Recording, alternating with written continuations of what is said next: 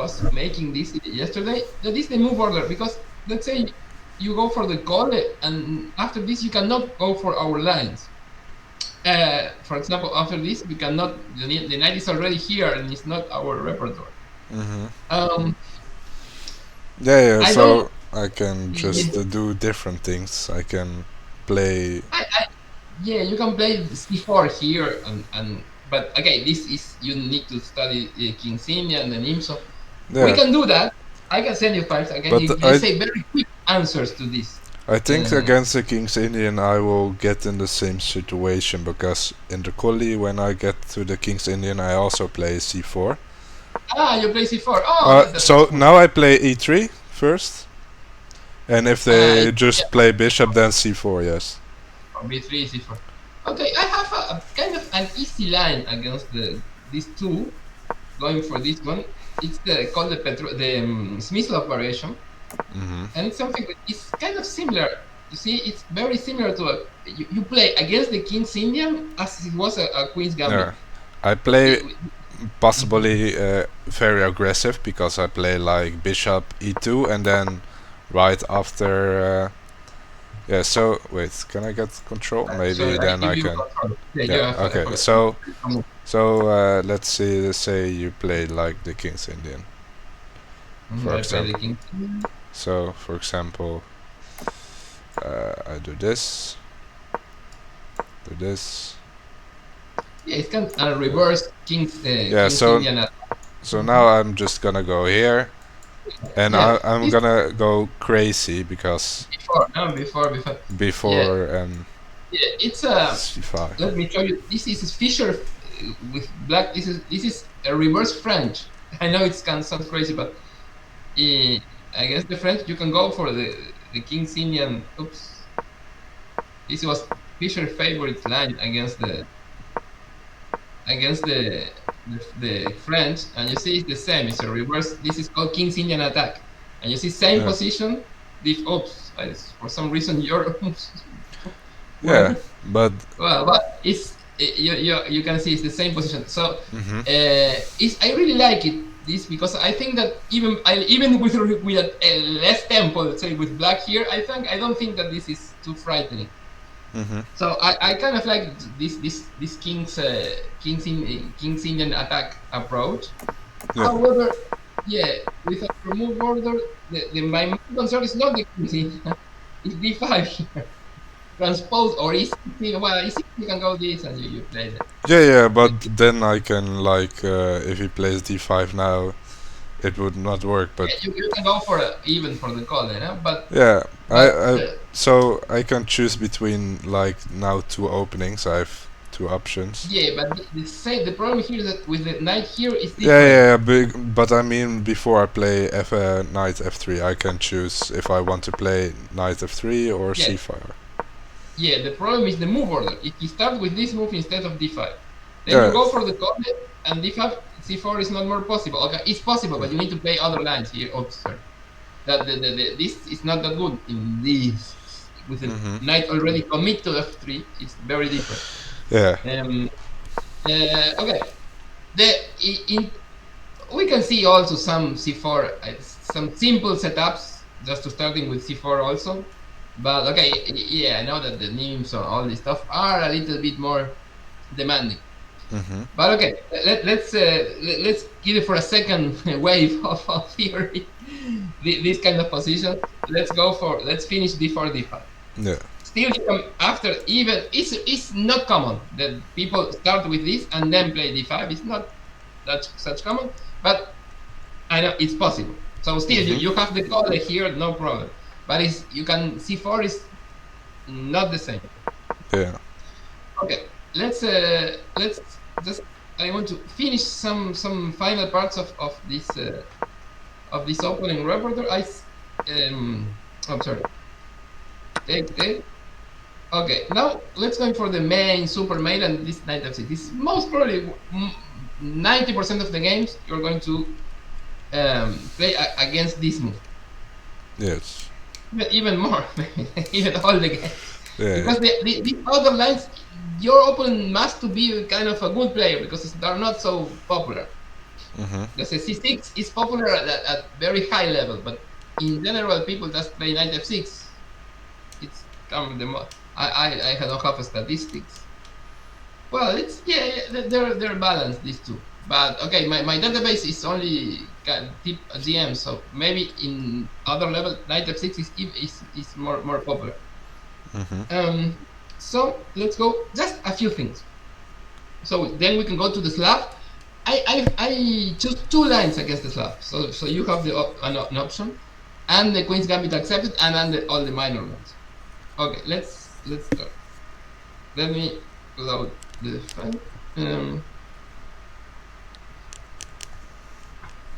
There are, let's say, two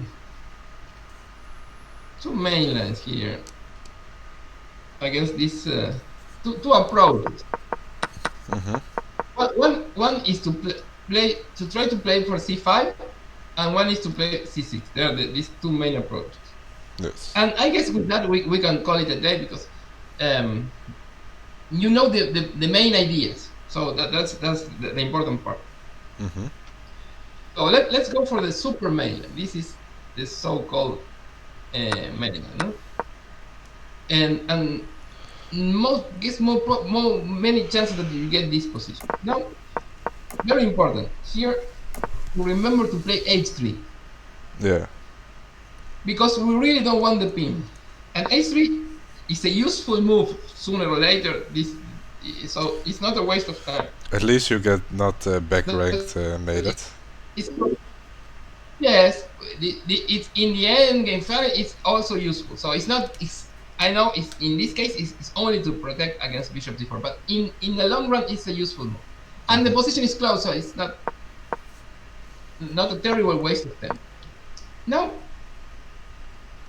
okay, queen c2 is kind of the typical move, because we let's say we toy with the idea of both castling, but we are going to castle short, don't worry.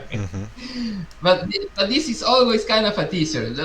First, the queen, this is the ideal square, e2. Also, we tackled some ideas of knight d4, but mostly important is keep your opponent guessing. However, this is the standard plan, and not very important, because we are going to tackle the minority attack. So this is for this position, but many similar positions. Okay. So that we cannot cover all the move borders, but you understand the idea how to deal with the attack. So these are kind of the secret part of it, because it's kind of be precise, the minority attack. It's not that simple that you push the pawns and it's over. There are some subtleties. So, and there are many defensive setups for black. But on this this move, is there also not like a plan to go like rook a1 and push e4, because all the pieces protect? No, we never do that, because the d pawn will become very weak. This plan is not in our agenda. We never play e4, because the d4 will become very weak and isolated. Let's say we can do that. Oh, it's his turn. we can do that. Let's say he does, but you see, I don't like this. The pawn, I don't think that we achieve much here. Just exchange some pieces, and this pawn is weak forever. Okay. So that is a consideration in chess, not only for this opening, for every opening. Whenever you move a pawn, let me think. It's like making a tattoo when you move a pawn. Yeah. You cannot reverse that. You will have this forever. Yeah. So you must be really sure about that, because it cannot be reversed. There is one Soviet, let's say, idea, or I don't know how to put it, as a recommendation, that the move that you must spend more time when you play chess is when the pawn structure is going to be changed. For example, this is a major change in the pawn structure. Yeah. You must be very sure that this is a good move, because it's a so you see now that I can push this pawn and there are no major changes in the pawn structure. But this is a kind of a very committal move. You need to be very sure. It's very different when we go for the other plan with the pawn on f3. just remember the plan when we go for f3 or whatever. Oops. When we go for with the help of this pawn, it's very different. Why is that? Let's say whatever. Why is that? Because here I'm going to take with the pawn, and I'm getting these two beautiful central pawns. If the pawn is here, this is just an isolated queen's pawn. It's not good in general. You will have a lot of, let's say, dynamical compensation. If you get an isolated pawn, and in the meantime, as we are all, I don't know why. When this is another chess.com bug. When you go for when you change from one game to another, the other tend to disappear. Let me put it again. Okay. This. Well, if you go for this, let's say in okay, let's castle or whatever. You go for this, you are weakening the deep pawn. You see, a weak pawn is a pawn that is not defended by pawns. So you will need a piece to defend the pawn, tying up your lovely pieces for a simple pawn. And in the meantime, you exchange some pieces. That is very bad when you have an isolated pawn. When you have an isolated pawn, the compensation is you have a little more space, and you need to kind of find some initiative. If you exchange pieces, no initiative, and when there are limited material, the pawn is even weaker. Let's say we exchange everything. Okay, let's play whatever. You see, you exchange pieces. The pawn is weaker and weaker and weaker. Let's exchange. But maybe it thought something like a knight e5 to maybe advance the. So take, so take, and right there. Okay, let's say I play whatever. Even now we're hanging the pawn. Let's defend the pawn. Okay, let's say I achieve this 95. Okay, what is terrible about this knight? You have one single threat, but the pawn is weak forever. So when you're, I don't know, I will try to exchange some pieces. You really need to have, even I can kick you out if I want. It's not, I don't like this move, but even if I want to, someday I can kick you out and there is no consequences, immediate consequences. Again, I don't like this move because I weaken this diagonal. See, in general, not when you, again, you have to be very, very sure when you move pawns. Very, very sure, because it's kind of a major. Okay. So, just to be clear, this is never part of our agenda. Never, ever, never. Okay. Because we weaken the pawn. We are focusing in this. There are other variations that you go for an attack. You can castle long if you want and push the pawns, and this is wild. This you must be careful. You only play, and also there is a kind of okay. This is too specific, and it's a kind of old Yarnin-Sovic. This is a player for the past century that say that when your pawn chain, you see, this is your main pawn chain, central pawn chain. You see the arrow is pointing to the queen side. You must play in the queen side. See, this is because your pawn chain is pointing there. You have more. It's more easy for you to play in the queen side. If your opponent, you see, this pawn chain is pointing to the king side, in general he has tried to play in the king side. So I know this is in the computer era. This is kind of looks old, but it has some sense. It's okay in Soviet theory. It's they play against Capablanca, so it's kind of outdated. However, it has a point. In this position, we focus in the queen side. And how do we do? Okay, this is not in the agenda. We keep the center tight because we're controlling many central squares, so we don't want to change that. We think that there is no real counterplay against this king. It's hard to think that black can do something here. Sometimes they try to do some shit, but it's generally it's complicated. We also, if you want to have some central whip, you have this 95 move. in general, what's black's plan here? To trying to exchange these two bishops. The minority attack works very well when the bishop is stuck in c8. So the most popular plan here. Oh, again, well, they have to fix all these bugs. Okay, the main plan. There are many plans for black, but the main plan that the people that play this do kind of automatically is knight e6, g6, knight d7, bishop f5 to exchange this bishop. This is what they told in the school, and they do that no matter what. So you can be sure that if the player got to this position, this is this plan. Why is that? Because exchanging this bishop release a lot of the pressure. No? This is a bad bishop. This is my good bishop. And this kind of this is not a let's say a sharp fight in this kind of position. The minority like is very positional, but there are still some tricks. What's black's plan? I will play bad moves for what? Let's say okay, let's go for this. Let's say I don't know how to play the minority like. For example, I play this move that is a waste of tempo. He plays it, okay, oh, I'm there. And when you play b4, you must be very, very secure that he cannot play b5. This is a major response, and he have this idea. And I can never push against this pawn. He can play a5 later, and b4 will be weak.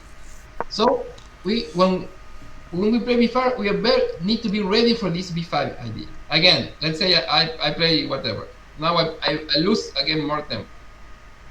And okay, I don't know how to play.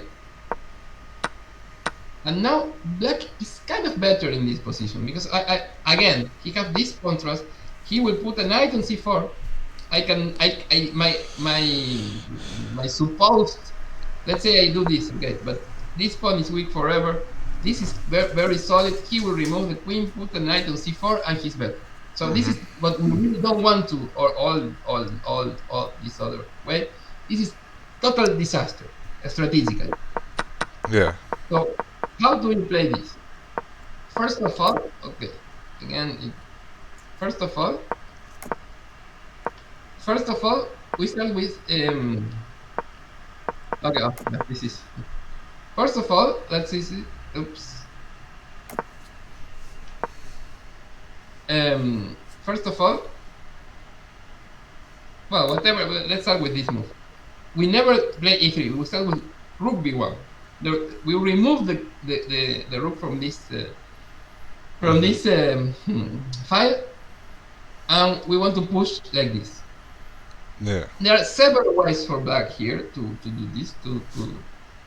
The best move is a5, but let's see this kind of he needs to know what he's doing if he plays a5. He stops our b4.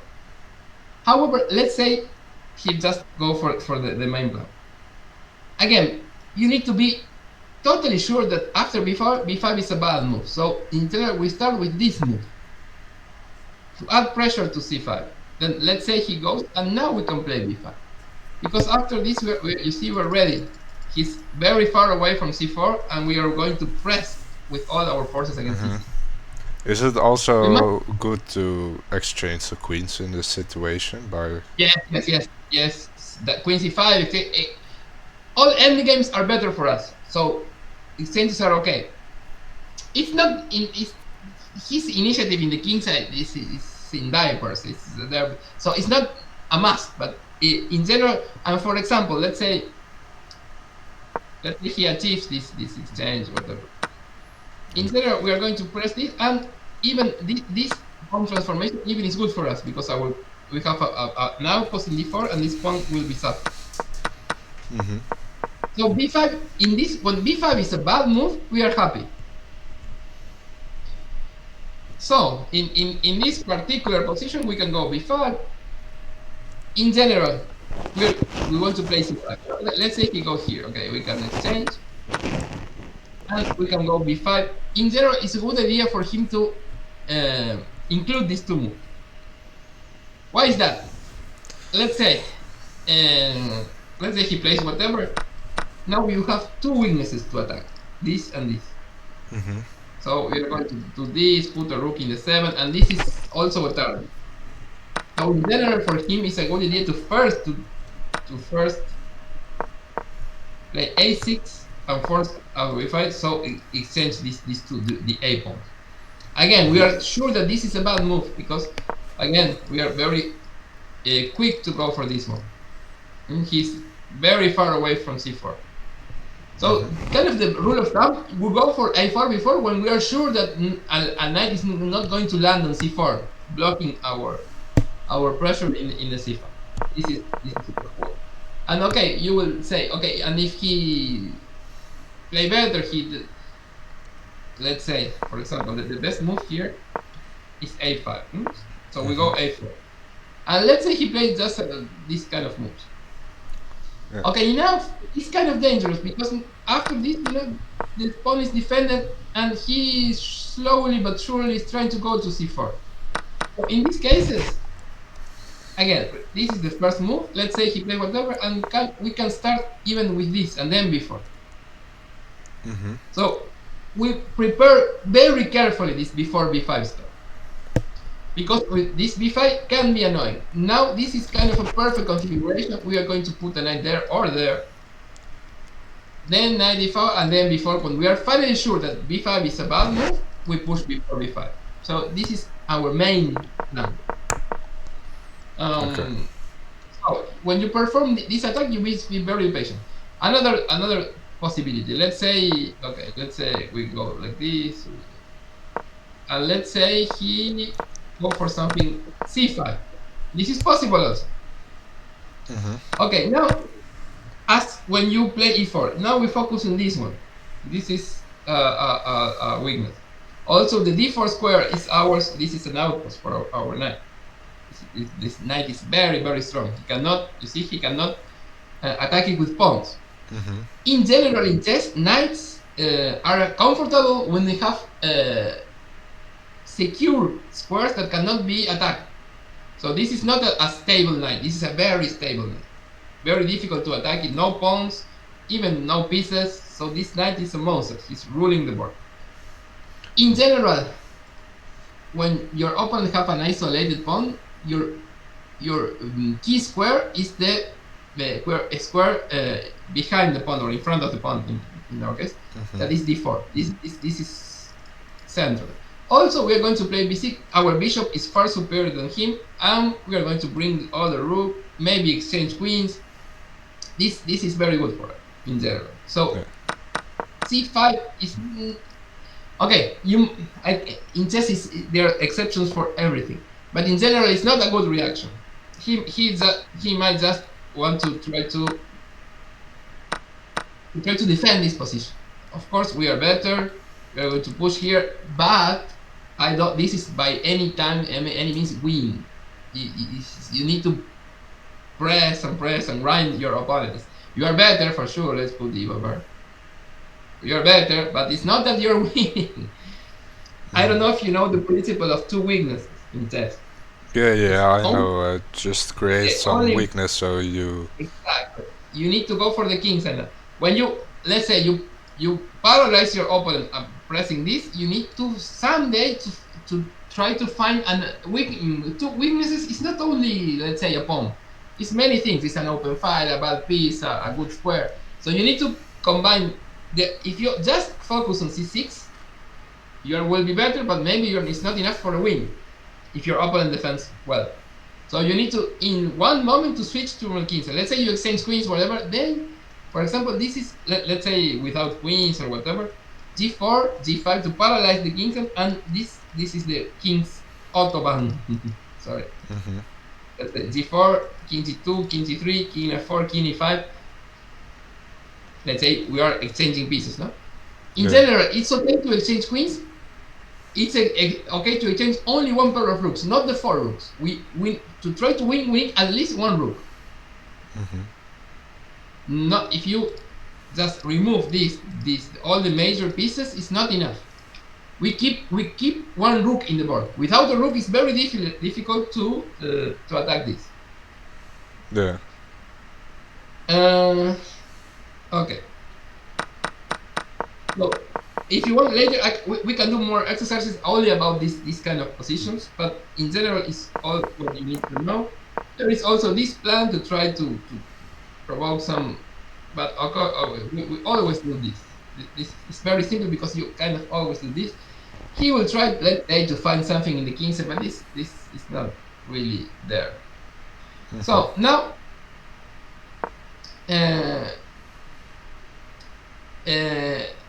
remember these kind of positions. What's the problem with b4? So let's say he plays. Now or? Yeah, let me. A5, A3. Let's say. I don't know. Well, queen is a whatever. Yeah, still we can like play something like b4, right? B5, sorry. Yeah, before take and b5, and we are not ready to pressure this. He won, and they can swing this or in this way. So just rook c1, right?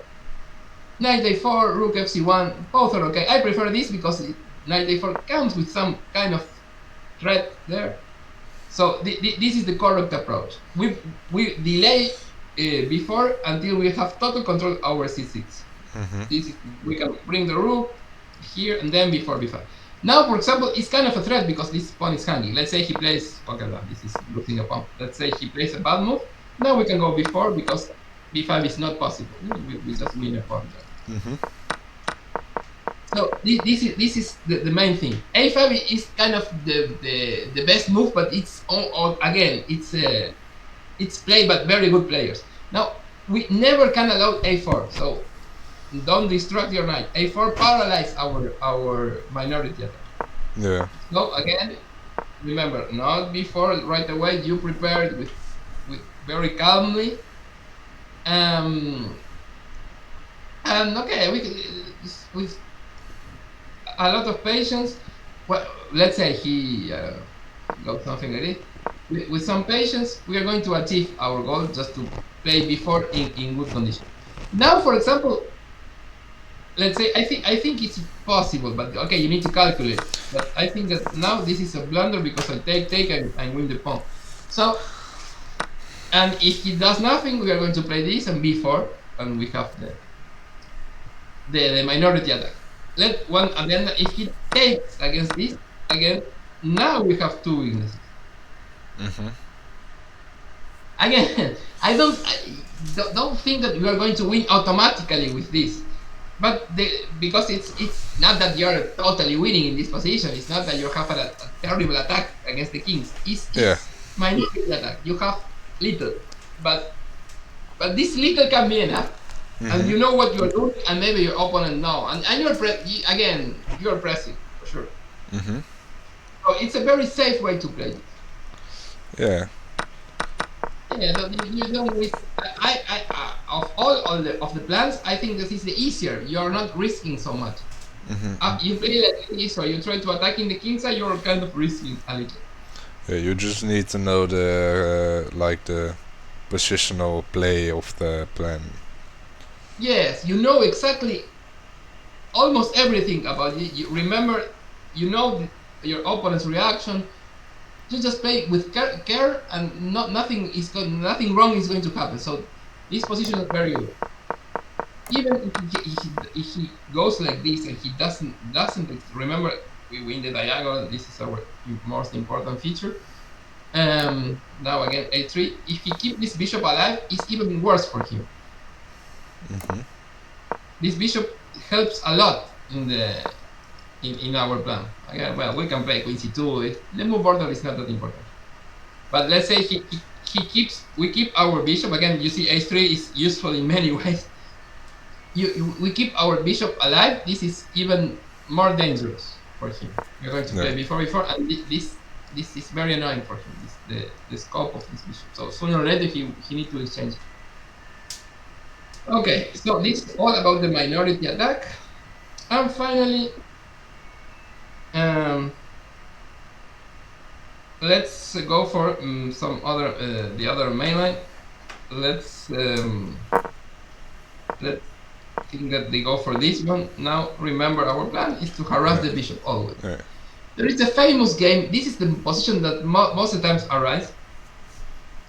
There is a major game against Carlsen with black against Sarana. Sorry, Sarana with white against Carlsen with black. That after f3, Sarana game wins against Carlsen in very convincing fashion. However, it's kind of there is one good move here in this position for black. Maybe your opponents are not going to know it, then you can go for the bathtub. But this move is very strong, but okay, it looks like it sacrificed a piece. Nobody knows it. You win a piece, but there are a lot of complications on black is okay. So we skip that and we go for our usual plan. But for example, if he now plays like bishop g4 after knight e2, then you just play f3, right? Yes, of course. You always choose the plan according to your opponents. Now, this is kind of a loss of tempo. Okay, you're kind of forcing me to play a very good plan. That is. Yeah, just play the bad tip. Right, yes, thank you very much. So when your opponent plays a stupid move, you readjust your plan according to the stupid move for your opponent. If you do something like this, okay. Now very happily I will play f3, g4, h4, and the knight is going to g3, typical. In general, after this, he can go like this, and you need to remember that when the bishop goes to e6, we are not winning, but at least we have the moral victory of our bishop in this diagonal. Then we can go f3, e4 is a good plan in this position, because the knight is very well placed for this in g3. We can also play queen c2, king c5, long castle. You play according to your opponent, according to your ideas. But this is a moral victory. You see, computer is happy with this position. So many times, I guess after this, the best move is bishop d6. And now we have just a little trick to remember.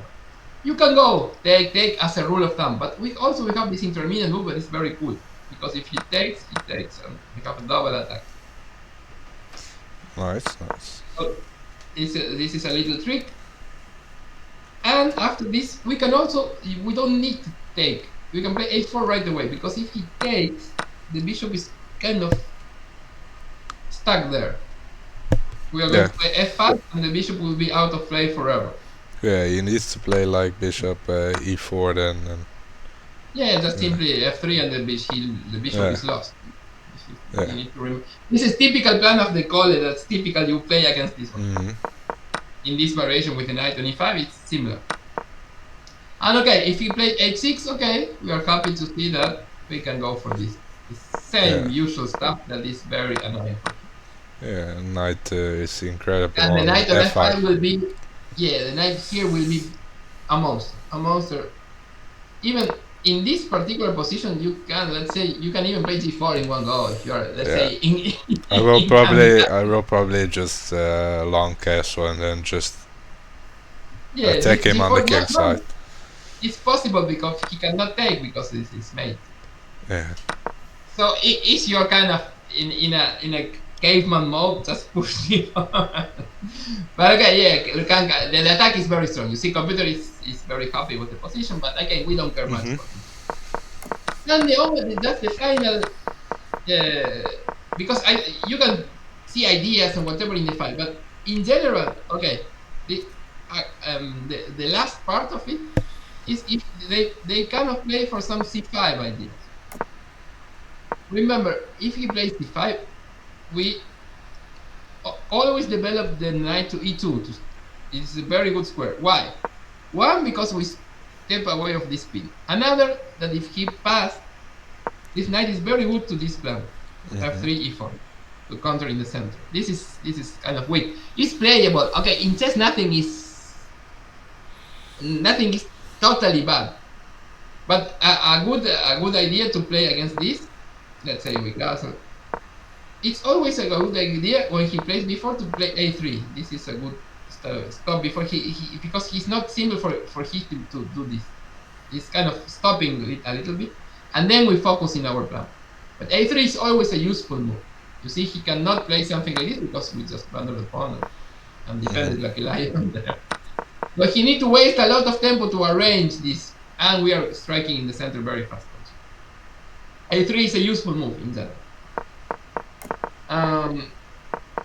And finally, if he goes for something, okay, when we see this position, we can take whatever, and remember these kind of positions. So we take, and remember we see the exactly position in another move order, but this is the same position.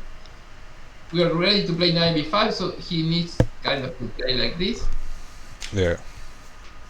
And well, there are many ways to play here. We can go for this approach, as you remember, and we go here. Yeah. I think we are a little bit better. If you want to keep the pieces, you can also play knight d4. It's not a bad move, but I prefer this always the same approach to exchange everything. Remember this is an important move, and put the bishop on f3. And I think we are a little bit better. It's not much, but enough. Let's say he removes, and I think this pressure is enough. It's fine, yes. So, yes. So this is all you need to know, I guess, to play this. There are some subtle tricks. Let me think about one of them, because I don't want to go all through the lines, because you can go through by yourself. Well, remember that let's say in some positions, for example, if you go like this, he wants to play bishop f5 after bishop d3. Queen b3 is a very good move. And now we can play bishop d3. Because after this, the pawn is hanging. So we stop his plan. Whenever he, after many moves, let's say he defends the pawn, okay, now we go back and we win a lot of tempo. And then we go back for this is a typical trick that you must remember. And we are done. So I guess we finished this. Okay, yes. You don't, in the files it's very long, but you don't need to remember all of it, just the ideas. If you remember the idea, remember, so the... yeah. Just when I go study, I can, look at it. But remember, harassing the f5 bishop, very important, to win this diagonal. Remember the bathtub is a very good structure for us. Remember this h4, 93 h4 idea, to go for the f5 square. Remember the... minor attack? Minority attack. Minor, remember I said minor. Yeah. There's only some, there are plans, it's like that. It's kind of simple to play, because it's exactly the same happening over and over. For me, the best way to practice openings is to play blitz, but very rapid, 3-0, 5-0, quickly. Don't care about the result. Just go for the opening, and of course you are going to mess it up. You're going to forget, but it's better that you forgot and mess it up in these blitz games and not in an important game. So just play 10, 20 blitz in this, and after that, remember when you finish the game, just check when you forgot or you fuck it up. Then it's going to get there. Also, chess base have a good way to study openings. There is I don't know if you know it, but there is a trainer or something like that. Oh yeah, I only know the courses on that, but no, chess base have incorporated this trainer. So let's say you open whatever you want, and there is replay training in the tabs in the notation area. Yeah. You see notation, reference, replay training. So you can like put an PGN file in there? Or? Yeah, you choose there, you see it's you play white. If your repertoire is black, you choose play black. Yeah. And the computer, let's say you play the move and the computer responds. And it's kind of testing you to play the move that is in the file.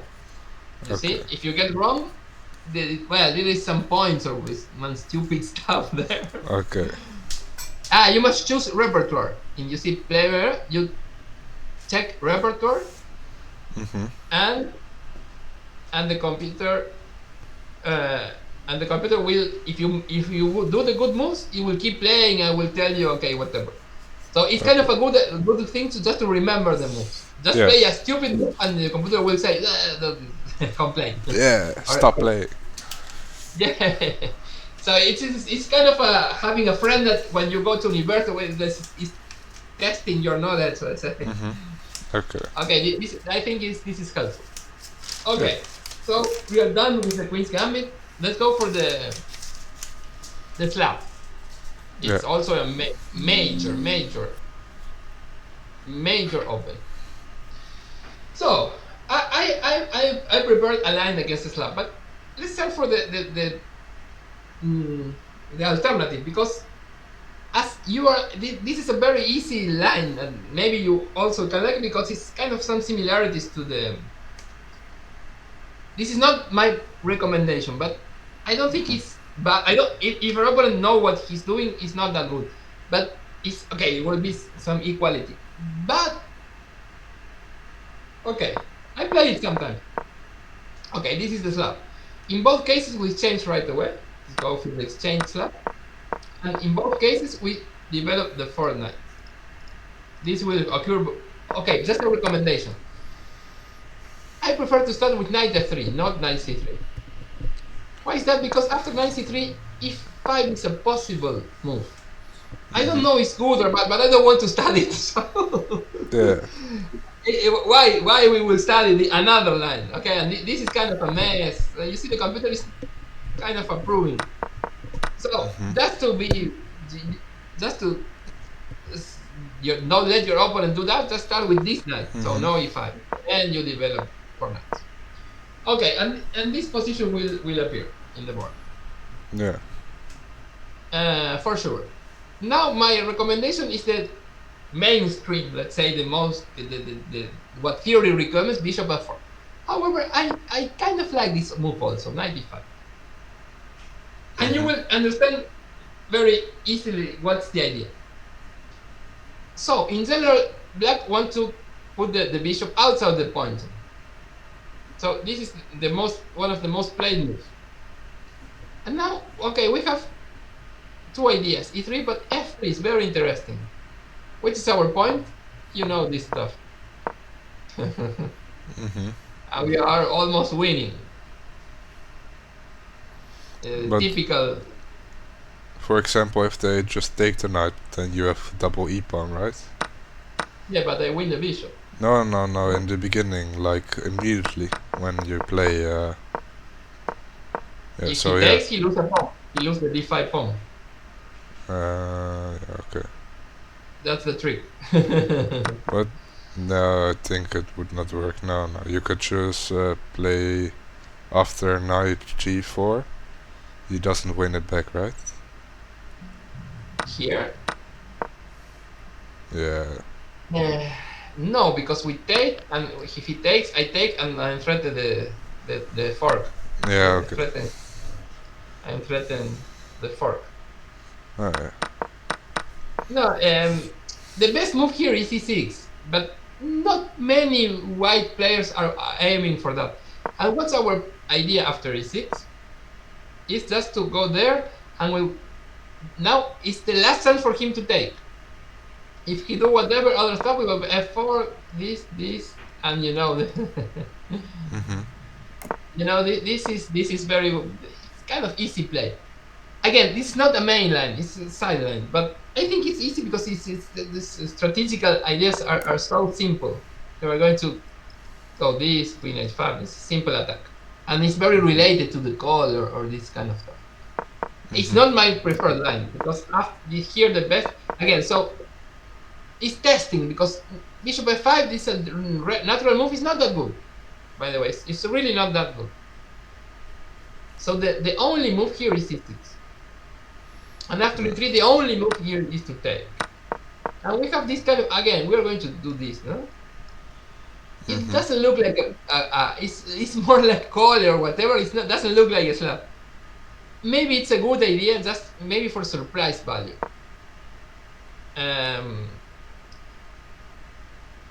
Now I don't like bishop d3 because knight c5, so I do this. And my plan will be to put a knight on d4. That is a very good square. Just develop and in one moment try to push f5. This is an alternative line. And maybe you're familiar with the ideas, but it's not my recommendation for sure. But I added to the file, just a curiosity.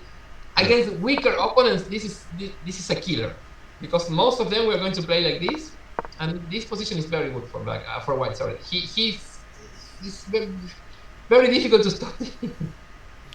Yeah, but let's say you play like g4 that line, and they play like h6. Now h6? No, yeah, maybe, but like if you play g4, right? Yeah, e6, for example, is a bad move because he cannot. You remember this? He cannot play h6 because we take there, and you know that this is very bad for him. Yeah, so he needs to play like king f. Yeah. We're going to play e3. Going to this battery there, and this is horrible. I think that e3. Maybe there is something stronger, but I don't know what the computer is suggesting here. Queen d3 right away. Okay, I would just play e3 now, but okay, computer said that this is even better. Yeah. I don't know. I prefer the bishop there, but okay. Computers know. I will play e3, bishop d2. Okay, this cannot be good by in any situation. So that's the trick. The trick is to force him. The best move is go here, and bishop d6. It's not an easy play for black that it need to remember all this stuff or know it. But okay, let's go for our main line. I give that as an alternative. If you don't want to study and it's just in 5 minutes you know how to play. But let's go for our mainland. It's more serious. Yeah. But I put it the other just in case. Okay, now our mainland is divided. This is our move here. This is the typical move. And now there are two options for black. In general, all these positions you see is a symmetrical pawn structure. So again, we need to focus on piece activity. This is the most important because we are striving. Let's say when the position is so similar. There are no pawn breaks e4. It's very difficult to play. So we focus, let's say, on main ideas. I will try to put it as simple as I can because in general this is a very easy line to play. So you need to know only just one subtleties. Okay. So this position will occur for sure. This is impossible to stop. Remember to start with knight f3. Okay, now this. Black has 3 plans mostly. One is to play with the bishop blocked. The other is to play bishop f5. That is the most common move for sure. Sorry, the other is to play bishop f5. Yes, this is I think is the most common move. We maintain symmetry there, and we are going to understand how to play this, how to take advantage of our extra tempo here, because you see it's total equal symmetry, but it's not that simple for him. We are going to understand how to play this, and finally to play a6. This is a kind of the modern approach. He wants to exchange his bad bishop, so he wants to force us to play e3, go here and exchange. So we are not going to let him. We are going to just do another useful move that is rook c1, keeping the pawn on e2. This is all you need to remember, maybe. Okay. So bishop f. This is the bad move because we are not pinned. And knight e5 is part of our agenda, so this is kind of a way he must go back, and he lost the tempo. So let's go one by one. E6 is possible, but okay, we have a small advantage because our bishop is outside. Inside. It's not as bad as it looks, by the way. So many times they want to exchange bishop. We never do that. You need to remember that. We keep this bishop. Yeah, so now it's kind of a London thing, right? It's similar, but with this. Yeah, of course. In the left, the knight is here. The knight is more active in c3, so it's and the open file also gives some alternative.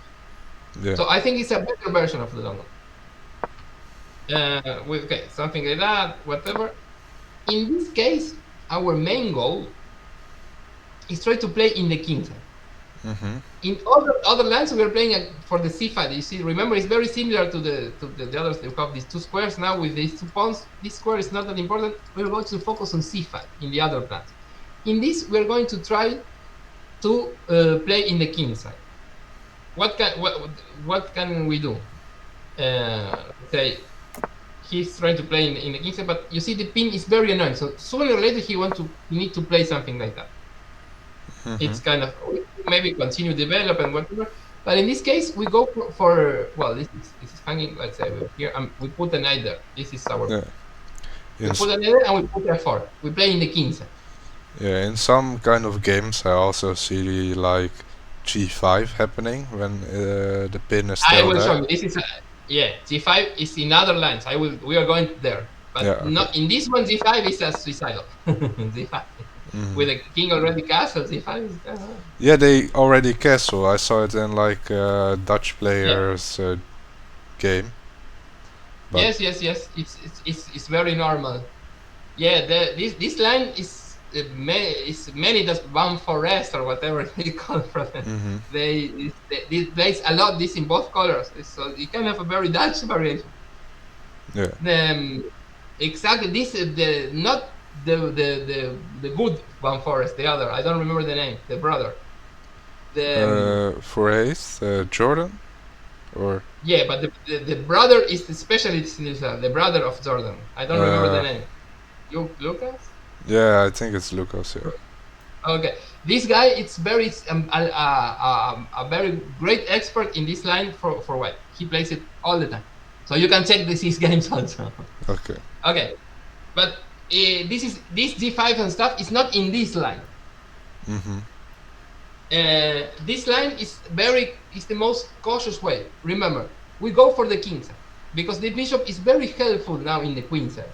So in the other lines, the bishop is already here. So in this, we focus here in the king side. If our, let's say, our dream scenario here is to go something like this, and let's say whatever, and we try to push in the king side. I will show you some games after this, but this is the main plan. Then we go for some games. Also, Kramnik with white is a very great player of these lines. We can see many Kramnik games. Okay, this is the plan against this. Then don't worry, we are going to see full game, so you understand most of the strategy. The bishop, this is the main line, and now you will see just g5's idea. Yeah. Now, okay, we continue. Okay, e6, this is normal. And now this is the kind of the bound forest. It's a very old line, it's the old main line. Now many players are playing 95, but I really like the old main line. And now what is our, let's try to break it up. What is our idea after bishop b5? Our idea is to take, he takes, take, and then play knight e5. Exactly. Go after this backward pawn. Okay. This is our main idea. Going after our backward pawn. Okay. Now the best move is 97, but let's check the alternatives, so you can understand the idea. For example, after bishop d6, it's a normal move, but now it's not a good move. Okay, I'm going to stop the evil bar. So now remember, our main idea is to take and play against the c5 pawn. So the move, our move is very simple. We just take, we exchange these pieces, and what is our plan? To go this way and to press here. This position is very, very easy to play for us. Okay, c5 is a very bad move because it's check and he can resign. His blundering is over. Wait, so it's not in time. Yeah, queen e4, and how if it blocks, we just pawn up. Yeah, but for example, he moves king. Well, yeah, he can move the king. Maybe queen a3, that's simple. But I am really going to win the pawn any case, and the king here is horrible. No? Something like this, 94. The pawn is going to lose, but even worse because the king is in f8. Yeah. So okay. c5 blunder. So he just have to play whatever, and knight a4, and we secure this. Again, we are not winning. He's not going to resign anytime soon. But it's simple. Our plan is simple. Let's say, okay, his counterplay in the b file is nothing because it was maybe 3 one day. So this is, and we slowly put the knight there, the knight there. We are, again, I will put the evil bar. We are winning? No. We are not winning. We have a little advantage, but it's very easy to play this. It's very obvious that we are better. Yeah. We have 2 knights. It's better than bishop and knight. We have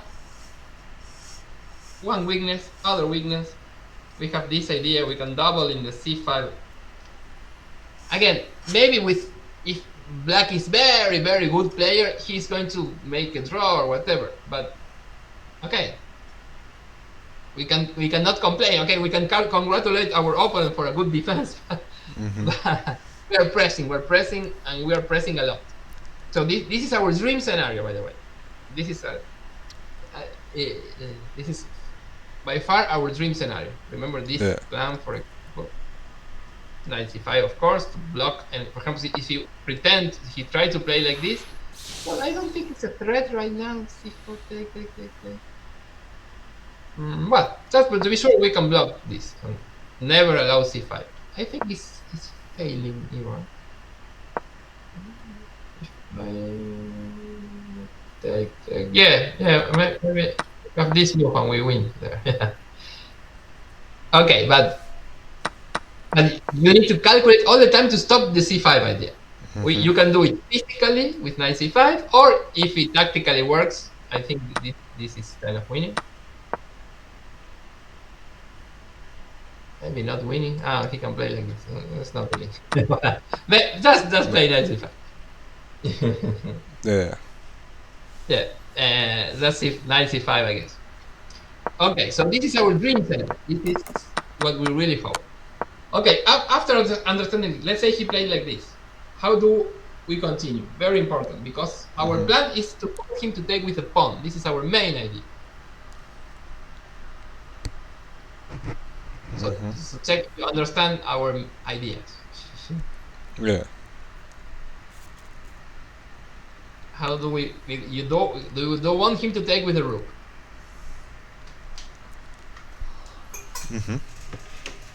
How do we continue in this case? So maybe just try to put more pressure on it, like queen a4. Yeah, but queen a4 is a good idea, but it's not forcing him to take with the pawn. Just use the piece that is not sound. Yeah, but if I take and he takes, I get ace. Yeah, we have knight a5. Yeah, it's interesting, but I think that simply queen b6 and like. Yeah, okay. I prefer knight e5. So we are going to take, and he need to take with the pawn. This is our. Yeah, this is our main plan here. Yeah. Okay, he have many moves here, but the most common is bishop d6. Every other move, let's say let's say he plays whatever. Okay, we just cast, and sooner or later, when he casts, when he's trying to leave the knight, we take. So we are not in a rush here. Let's say something like this. Well, now g4 is winning, I guess. Still. Yeah, but if he plays like bishop d6, you need to take action right away, right? Exactly. Bishop d6 is the best move. This is the best move. We take, we just castle, and rook c1. And now this position is very interesting. Our plan is, again, to play like this. Sooner or later, these two are going to be exchanged. But what about c5, that this is our main fear? Okay, this is kind of losing, believe it or not. Because knight b5. And I really don't know how he can play. He's almost lost. Yeah, and he can never like trade his bishop for the knight on e. Hey, we take with the pawn and we're going this one. And also we have this very juicy square, but okay, this case is just a pawn up. But like before we... yeah, he can. Of course he can. But I think that we are better here, because again, we're going to do this. Okay. This maneuver. Again, it's not that we are winning this position. I don't know. We can go bishop this. It's winning a tempo there. I don't think that this is win, but okay, for sure we are better. Knight a4, knight c5. We are better. Yeah. It's kind of a concession to take. No? And any other move, we just keep improving. Let's say we can go a3 to play b4. h3 also is a... We do all our improving moves. No, we're going to play there. Yeah. This pawn is weak. Again, we are not winning, but it's very sad to defend this position. Again, let's say he goes here. You see, there is no doubt that we are better. No, we are going to press there, press there. Maybe I have a question here on this position. Like if you said he goes here, and for example we go back and wait, one back. I go here, he goes here, and he goes here. If he takes, what is best, to take with the pawn or with the bishop? What sometimes I get. I will take with the bishop. And press against this one. However, I'm not sure if I want to exchange knights right away. Maybe in this particular position, because in the other I want to stop c5. Now c5 is not a threat, so I just put it there. And my goal is to, let's say, press against this one. Maybe queen d2, also double rooks here. Again, I think that also here we are better, but the more exchanges, the more your opponent is close to the draw. By the way, the bishop is doing a very nice job preventing rook b8. So, again, we are not winning. It's not that the game is over, but I prefer white. Okay, you have two weaknesses that we can try to press. Yeah. It's not that we are winning, but okay, the Slav is very solid. There is no a magical way to tackle the Slav. It's a very good opening. It's a major opening. Yeah. So, but I think it's a good advantage, solid advantage. So now we're going to the g5 territory.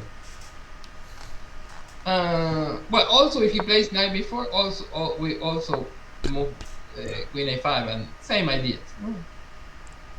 And let's say he takes. We are going to take sooner or later here. Now there is theory. Your opponent really need to know this. Why this is not that good to take the pawn. The best move is g4 here, but again, I don't think that you need to study all this, because nobody's going to sacrifice a pawn here. Yeah, at least when you face a very good opponent. But even if you're uncertain and your opponent really sacrifice the pawn, just don't take it. Just play castle. The position is good for you. Also, maybe it's not a big advantage. Just g4 is the best move. But let's say just castle, and okay, you're going to knight e4, press the pawn. You don't need to play the best engine moves in this position. Just play chess. So the most popular move and the best one maybe is knight e7. And now we're getting closer to this g5 idea. Okay, we just castle. This takes the sting out of this knight e5, knight c5. Now if I take, he will play c5 easily. So this is the main idea of knight e7. We just castle. And okay, rook c1. We always put the rook on c1. This is, of course, the natural move. And now there is this thing about this g5 idea.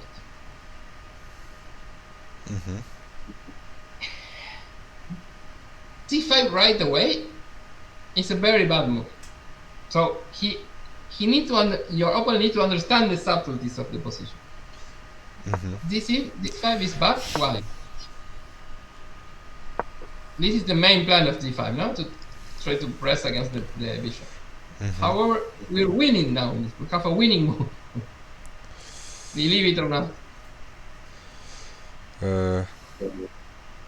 It's kind of classical chess. When your opponent plays in one flank, when we strike, where we strike. This is on the like in the center. In the center, very good. So strike in the center.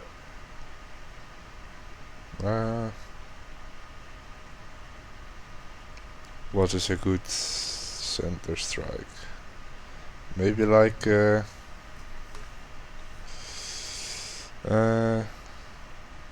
no.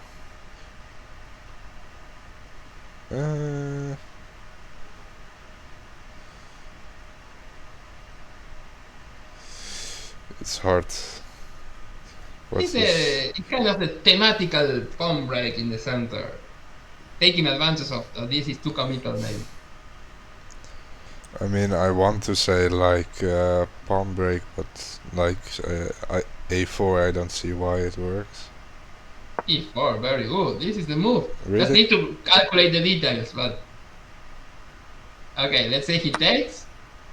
Now again, when there is, I don't know if you read well, Nimzov is Dorfman, this dynamic and static advantage.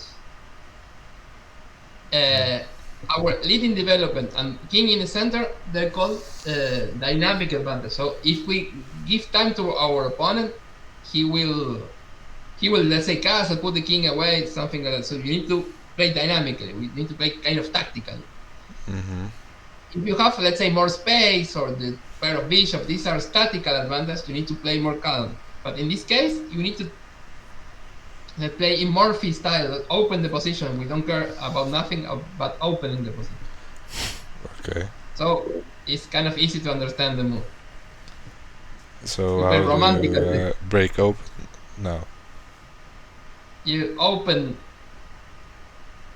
We always, when your opponent is lagging in development and the king in the center, we use the Murphy theory. We just open the position. We don't care about pawns. We don't care about material. Just open the position. Yeah.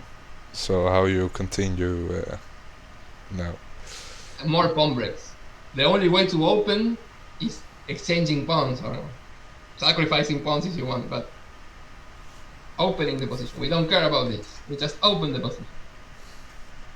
So what, for example, you can play in this position right now? Yes. The only opening. Yeah, but what is the continuation? Well, try to find it. It's again Murphy style, opening the position to try to play against this one. There is some pins. I mean, if I want to open, I can play like d5. d5, very good, very good. d5, and what he plays now? This position is lost for black. Believe it or not. Okay, if he takes, of course we take here. Now it is not possible. So probably like e takes. In there is not going to survive. E takes, I think. Takes will take with the. I don't. Well, now I have. Because I think both are so tempting. We take with the knight, we threaten there. We take with the queen, we take the bishop, and then we take the pawn. So this requires calculation. I don't know if it's working, because this Murphy style position, I love it, but I'm not sure if it's enough. Maybe we need the computer. Yeah, but now you drop the bishop back, I think. So you block the. I'm threatening so much. I'm trying to take and take. I don't think black can survive this position. Okay, let's in a moment we tackle this. But the easy alternative is I lock the bishop, and okay, I'm a lot better. See, the king is. We cannot survive with this king. I maintain the equilibrium. But you cannot. I'm sure that you cannot survive with the king. This is not winning because I also got this square for the bishop. But I'm sure that this must be winning. No, I'm threatening the double here. So you say you take. I'm very skeptical that you can survive here with black. I have so many threats. You can put on the engine. I'm. Yeah, no, it's a nice. Okay, it's kind of a. Sometimes we need to calculate a little. Well, it's +3. Yeah, I did not work the details, but yeah. So that's like intuition. You cannot survive here. Yeah. So I thought bishop e6. Then you take on c. I have this check and take there. Yes, also possible. I can also take with the rook if but I think that even I can take also with the knight and try to play. I have this take there also there.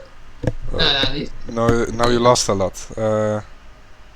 Bishop, he wants to take the knight first on c6 for some reason. Yeah, I'm threatening to take and to take in e7. This is my. Yeah, but if you play bishop e6, also just taking on c6 is best. It says.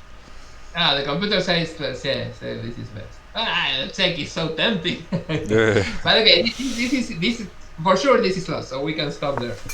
You can choose how to win. So g5 in this position is bad. So he needs to wait because which is in general our main idea is to take and go this way, right? Or just go this square. So he first go this. I now play a4 to go there, and now g5 is the move. So you need to wait. Black needs to really know how to play like this because now, okay, if you just play castle or something like this, we are so happy in this position. Yeah. Maybe I3 just to give this stop bishop before and when I want, because this is impossible to stop, I will take and play against the c6 pawn.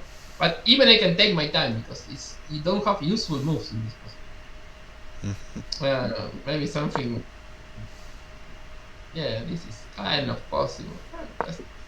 It's so clear that I'm better. You cannot play a6 because of the double. I will just play this, and take 94. I think that we are very good here. So the best move is g5.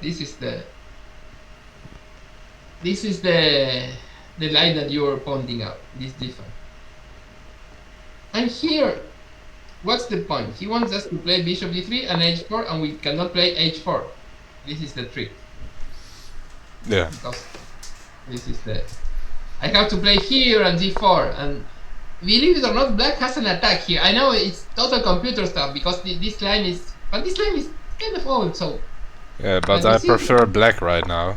Yeah. It's got an attack. Yeah, it looks bad, but it's not. So after g5, you need to remember one subtlety. To start with bishop e5. This is very important. Why is that? Okay, if he goes f6, now we block this battery, so you can play h4, and we are a lot better. Okay, now where we put this knight? What's a good maneuver for this to recycle the knight?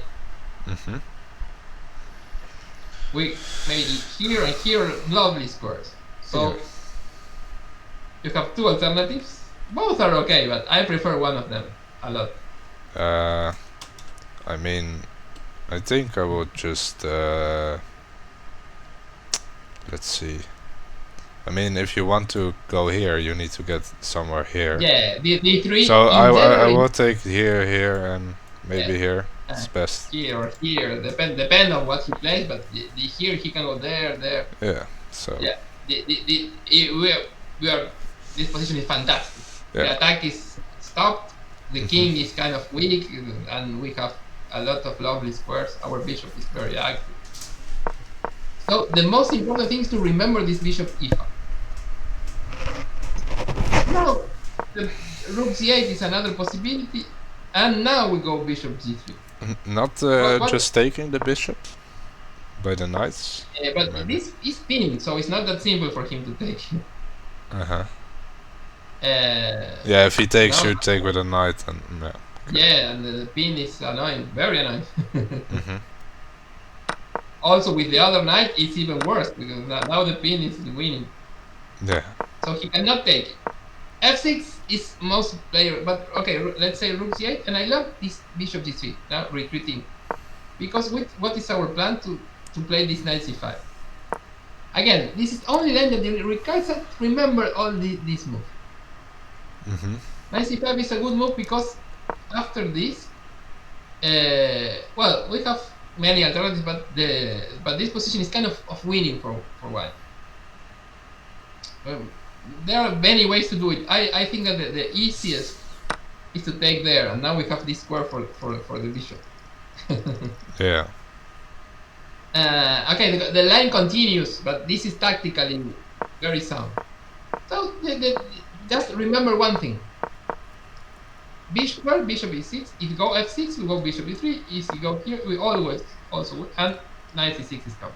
Knight c5, sorry, is coming. And the position is very good. So the g5 line is not that stressful.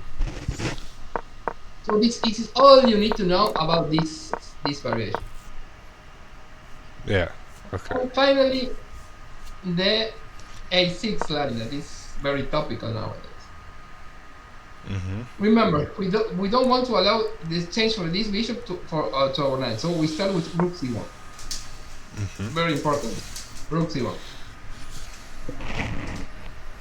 Now, that doesn't make any sense to go bishop g4, so they put it there. And now, when we see that he moves the bishop, we go with him. Yeah. And now we have two alternatives in this position. E6 is the most normal move, and rook c8 is more refined move. Yeah. Let me try to explain this, because it's better to explain than to remember. After e6, the bishop can never go back to d7 to stop some tactical ideas. For example, now after queen b3, I attacking the pawn. If we go here, we have this check. And if the pawn is in e7, he can block with the bishop. Now it's not possible. So the best move is to go back, but after this we sacrifice, of course, and this is over. And here. Yeah. This is made, by the way. Damn. And if he blocks, I'm not sure if bishop c7, rook c7, knight d5. It's difficult when you have so many good moves. Yeah. But okay, this is over. So this is the point.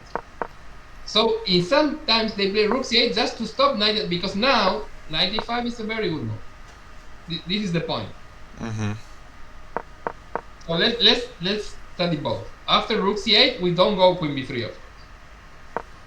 So e6, we go queen b3. And now this position is annoying for him. Really annoying. But now you can also do knight h5, right? Knight a5 is losing because of the check, because he cannot block the bishop. This is, well, losing maybe is too much, but no, I mean knight h5. Sorry? Knight h5, I mean. But you are threatening here. Yeah, but after knight a5, we just take there. This is check. This is. Yeah. I don't know. It's a pawn down. Maybe it's playable, but it's a pawn down. Yeah, I mean, but you lose your good bishop to. Yeah, but the pawn is a pawn. No, I kind of like I like to be a pawn up. Yeah. Here, yes. No, I think this. Yeah, I lose my book, but this pawn is also very weak. Computer doesn't look that much impressed, but I don't think that this must be good for it. It's a pawn. Yeah, okay. So always go for the free pawn. Yeah. I played this as white many times. I never saw this move. But the most played move here is bishop d6. And then you have an alternative. Both are in the file. You can play positional, but you can also sacrifice your queen in a as Kramnik played this as white. This first novel, this is a Kramnik novelty. He took the pawn, and now you say, "Oh, my queen is trapped." Yes, but don't you like this position, the queen down, and with the king there? You have a rook and a bishop. Yeah, I don't think I really like this too much. You prefer the queen? Yeah. Okay, Kramnik played this as white. I kind of like it because he cannot never castle. So, but okay, let's go for the after this we can play in more, let's say, in more positional way. So this would be kind of good if the pawn is on a6. That's why I'm talking about the pawn moves on the tattoos. If the pawn on a7, it's totally okay. But now these two squares are weak, so we're going to try to urgently go for these two. Again, the pawn here, the pawn on a6, it's simple for black. But now you see that the position is I don't think it's easy for this for black. Let's say he goes to defend. Okay, we don't discuss, so something like this. Well, computer is saying that this is good. Let's defend the pawn. And our main plan here, okay, we always try to a3. It's always a useful move to stop this because we don't want this exchange for this one. And let's say something like this. These positions are always better, thanks to the pawn on a6. If the pawn is there, it's nothing. But now, how we can press it here? Let's say he plays whatever. We double, we're going to play queen b6, and in one moment we're going to sacrifice there. Yeah. But still, it's a one-side game. Black is just doomed to passive defense. Maybe he can hold, maybe not, I don't know. But it's a dream scenario. Yeah. Again, the pawn here is making a big difference. The pawn on a6. So every pawn move, sometimes it counts. So this is I don't mind to play this the queen sacrifice. It's up to you. It's kind of exciting, but if you don't want to do that, let's go for the positional approach. So the most played move is this rook a7. And you see that the rook is badly placed. So you play this move, and now be very aware of some trick. Let's say he takes whatever. And for example, let's just play a normal move here. This is very dangerous from black. Let's say bishop d6, for example. Now you win in one move. Yeah. Yeah, amazing. You have one week. There are so many tricks in these lands.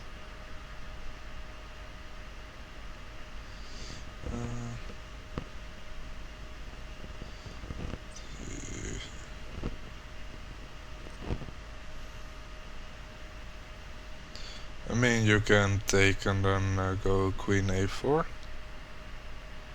There is something better. Yeah, I mean, you can also directly queen a4, but... Queen a4, very good. And that's the problem now. Let's say he moved the king, and now we have, again, a winning combination.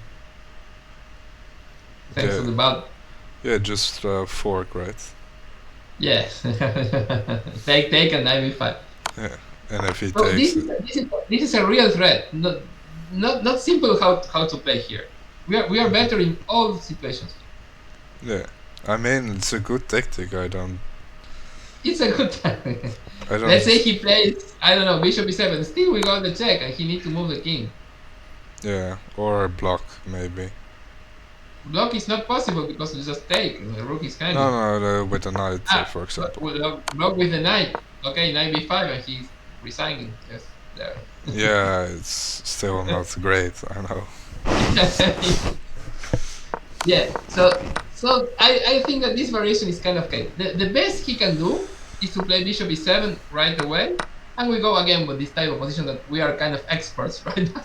Yeah, so pusher on the C6. We're just okay. First we develop, of course, but then we're going to play knight d4.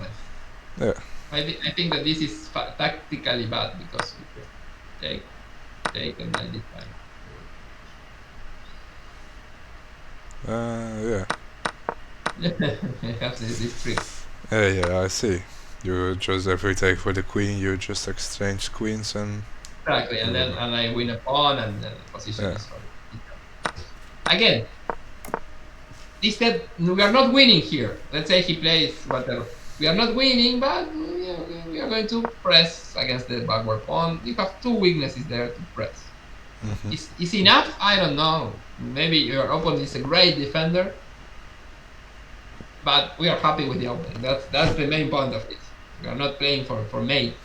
It's not Sicilian, the Dragon Sicilian. It's Slav. Slav is solid.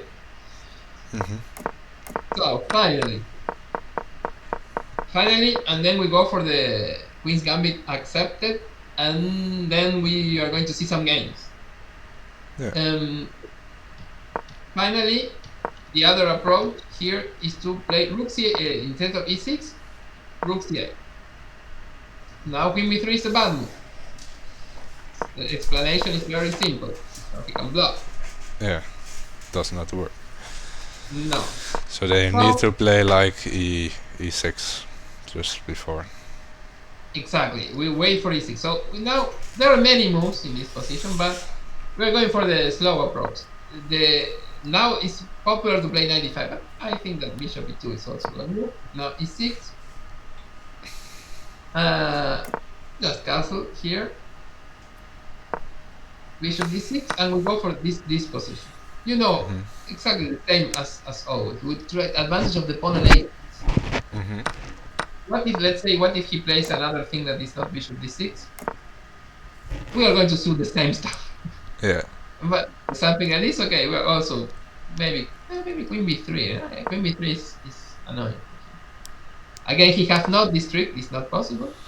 It doesn't check. And b5 is losing. This is losing as usual. When the bishop is back, he's so bishop d6 is threatening to take, so we take, and knight a4, and we know how to play this. We are going to put it. We can even go a little bit further. We were first in our good square. This is his good square, but it's very difficult for him to use it. We are there. He can never kick us because the pawn on e6. See, the pawn on e6 instead of a7 is kind of a big advantage for us. Yeah. I know it's it looks too subtle, but it's totally true. And okay, we're going to play it here. Yeah, just see. And we are pushing. No? Again, queen b3. Yeah. We're going to see some tactics after this. b3 and then take on a6, for example. Yes. For example, there is one tactic here, if I don't remember badly. And yeah, but after queen, no. Queen b6, and which is our threat? It's very simple. We are threatening. Bishop takes a6. Exactly. And the easy spin, I don't think he can. Even we can take our time. We can improve little by little. He's kind of paralyzed here. It's horrible. But this is kind of winning, but also I don't think he can escape here because of the knight is spin. So this is pretty bad. Still, this is not forced. He can play any other. But again, our plan is kind of simple. We are going to try to double here and use this disadvantage. We are winning here, no, again, but I prefer white. Yes, and I don't think that we can demand so much about opening. Just it is what it is. It's a good position. Not winning, not nothing, but it's a good position. Yeah, a little bit better. Again, the Slav is a very, very, very good opening. So we cannot expect that we are going to have clear advantage against the Slav. It's not that way. It was played for all the world champions. plays all from Steinitz to Gukesh. All plays Slav in one time in his life. It's a good opening. What we can do about it? Okay, so this is the Slav. We are now going to tackle the Queen's Gambit accept. I guess this is the easiest one, I guess. Yeah. I don't think this is such demanding. There are many ways. So many ways to deal with it. But sometimes here I just think, do you play e3 or e4? It's yes. e4 is you need to study more, so we're going to play e3. Yeah. Okay. We're going to play e3. Now let's tackle the bad moves. Yeah. This amateur move. This is, I guess, the oldest trick in the entire history of chess. How to refute this move? I think, if I'm not mistaken, in one of the first Greco, one of the, I don't know, 16th century, he shows this variation, or something, say 17th century, I don't remember. But this, I guess, is the oldest trick in chess. How to refute this? Or e4. He cannot play a6, of course, because it's spin.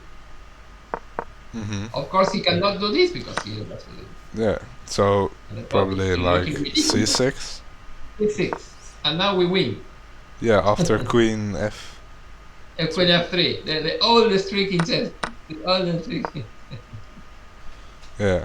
Okay, we are not. We don't have that. I mean, I've played it once, so it's not that stupid. Yeah. You learned it the hard way. Yeah, I learned it hard way, but not in a series, like in Blitz or something. Yeah, well, it happens. Yeah. We all lose in 5 moves, 6 moves. Well, yeah. Sometimes it's happens. Okay. I play the Caro-Kann, and in Blitz, this is typical trick. Queen e2, and you play fast, and then queen this knight d6 mate. I take it one time, so it's sometimes it happens. So now there are 2 approaches in this position. To play e5, I don't think it's good, and the natural plan that is going to be played 90% of the time. Let's go for e5. This you will play an isolated queen pawn, but this is a very good version of the isolated queen pawn. Okay, bishop d6 is the best move, but he can start with knight f6. But this is more precise because after this we can give the check. Okay, but we just don't care. We're going to we're going for the main lines. The move order of the bishop and the knight. It's important in let's say GM level, but we don't care much about it because we're not going to study all the subtleties. We just develop. And now, after castle, we are threatening the check. Yeah. And now he's threatening to play bishop g4, so we start with h3, and we are threatening to play bishop g5, so he play h6. So this is kind of the starting position. Yeah, but for example, like, oh no, I know. I think could he castle here? Yeah, okay. That's why knight g5 doesn't work, because you just castle, right? It's just castle, exactly. Yeah. We are going to use, you see the normal isolated queen pawns position, the pawn is here. See, in typical, let's say, Caro-Kann, neem, so on the typical isolated queen pawn, the pawn is in e6 instead of c7. There's a big difference. Yeah. So we castle, and it's 3 very important. Don't forget about this one, because bishop g4 is very annoying, and this, at the same time bishop g5 very annoying, and we have this starting position, which is our idea here. We need to take advantage of this diagonal. So our main plan, let's say, is to combine queen c2 with this, some ideas there, sacrificing there. See, after this bishop effect and queen d6 check. This is one idea. Other idea is rook e1 and knight d5. The knight and e5 is very annoying for him. So this is the best move according to theory. And now, very important for us, we don't want the bishop here because it defends the light square, so this is where we want to attack. So very, very important to start with queen c2 to stop knight bishop f5. Also, we have these ideas. So the queen goes to c2, definitely. Now it's tempting to go off this move, and we keep the queen in this diagonal. So bishop f5 is not possible. Bishop f5 is the really move that we want to avoid at all costs because it will park in this diagonal and defend. So now we are threatening a3. If he plays whatever, a3. So maybe this is working, but I'm not sure. But a3 and his kick, and at least we can play queen c2 if we want, but maybe rook e1. Again, we need to calculate if this is working. Maybe it is. It looks tempting, but okay, computer said it's not. That's simply development. Rook e1. They're going to put a knight there. It's difficult to play this block from black. Yeah. So c6 is the other possibility, and then this is kind of working. Because of this is okay. Knight h6 is the only move. If not, if we go here, I think this is. I remember this is winning. This is idea. Next one, mate in h7. Doesn't look good for black. No, it's totally bad. This is the only move here, and okay, it is not a forcing line. But it's very difficult in practice to defend this. Win a tempo against the bishop. We are not winning here, by the way. But it's not that he's going to resign or whatever. But it's very difficult in practice to defend. But only only bishop e7 will. Bishop e7 is the only move, and knight e5. See, it looks terrible. Computer defense. Yeah. But I'm not sure if. But if you don't find bishop e7, it's like +4 already. They lost bishop e7. The only and this is the only move here, so he can play only moves. Yeah. The best move, I think, and this is the only move here again. This is very difficult for him. And okay, we go for this one. We recover some material, but okay, the attack is kind of stopped. But still, the king is weak forever. The computer said that we are a little bit better, but in a practical game, playing with this king, the safety of the king in over the board chess or human chess, it's a major concern. Computers doesn't care, of course, but for humans, we don't like to play with naked king, with the queens and with such much pieces. Computer just calculates everything. Yeah. But I really don't think that this is even playable in a practical game. It's very simple for us. We're going to maybe do this, and we are not even behind in material. So no, we got more pawns. They got. Yeah, we have a lot of pawns. We have a lot of pawns, and there is no a piece. You have 2 pieces for a rook, so it's and 2 pieces for a rook and 2 pawns. 2 pawns. Yeah, material is even, and the king is very bad. So. Again, computer is just selling what is saying computer. It's 0.42, but in practical game, so it's very simple to play against this line. Maybe there are better moves here. Let's say knight e7, but again, we put the knight and e5.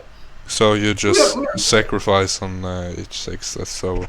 No, with the knight here we cannot because he defends e6. Yeah. We sacrifice. Let's say in the when we play c6 because we gain a tempo against the bishop. This is the trick. Next to this c6 move, this is with tempo.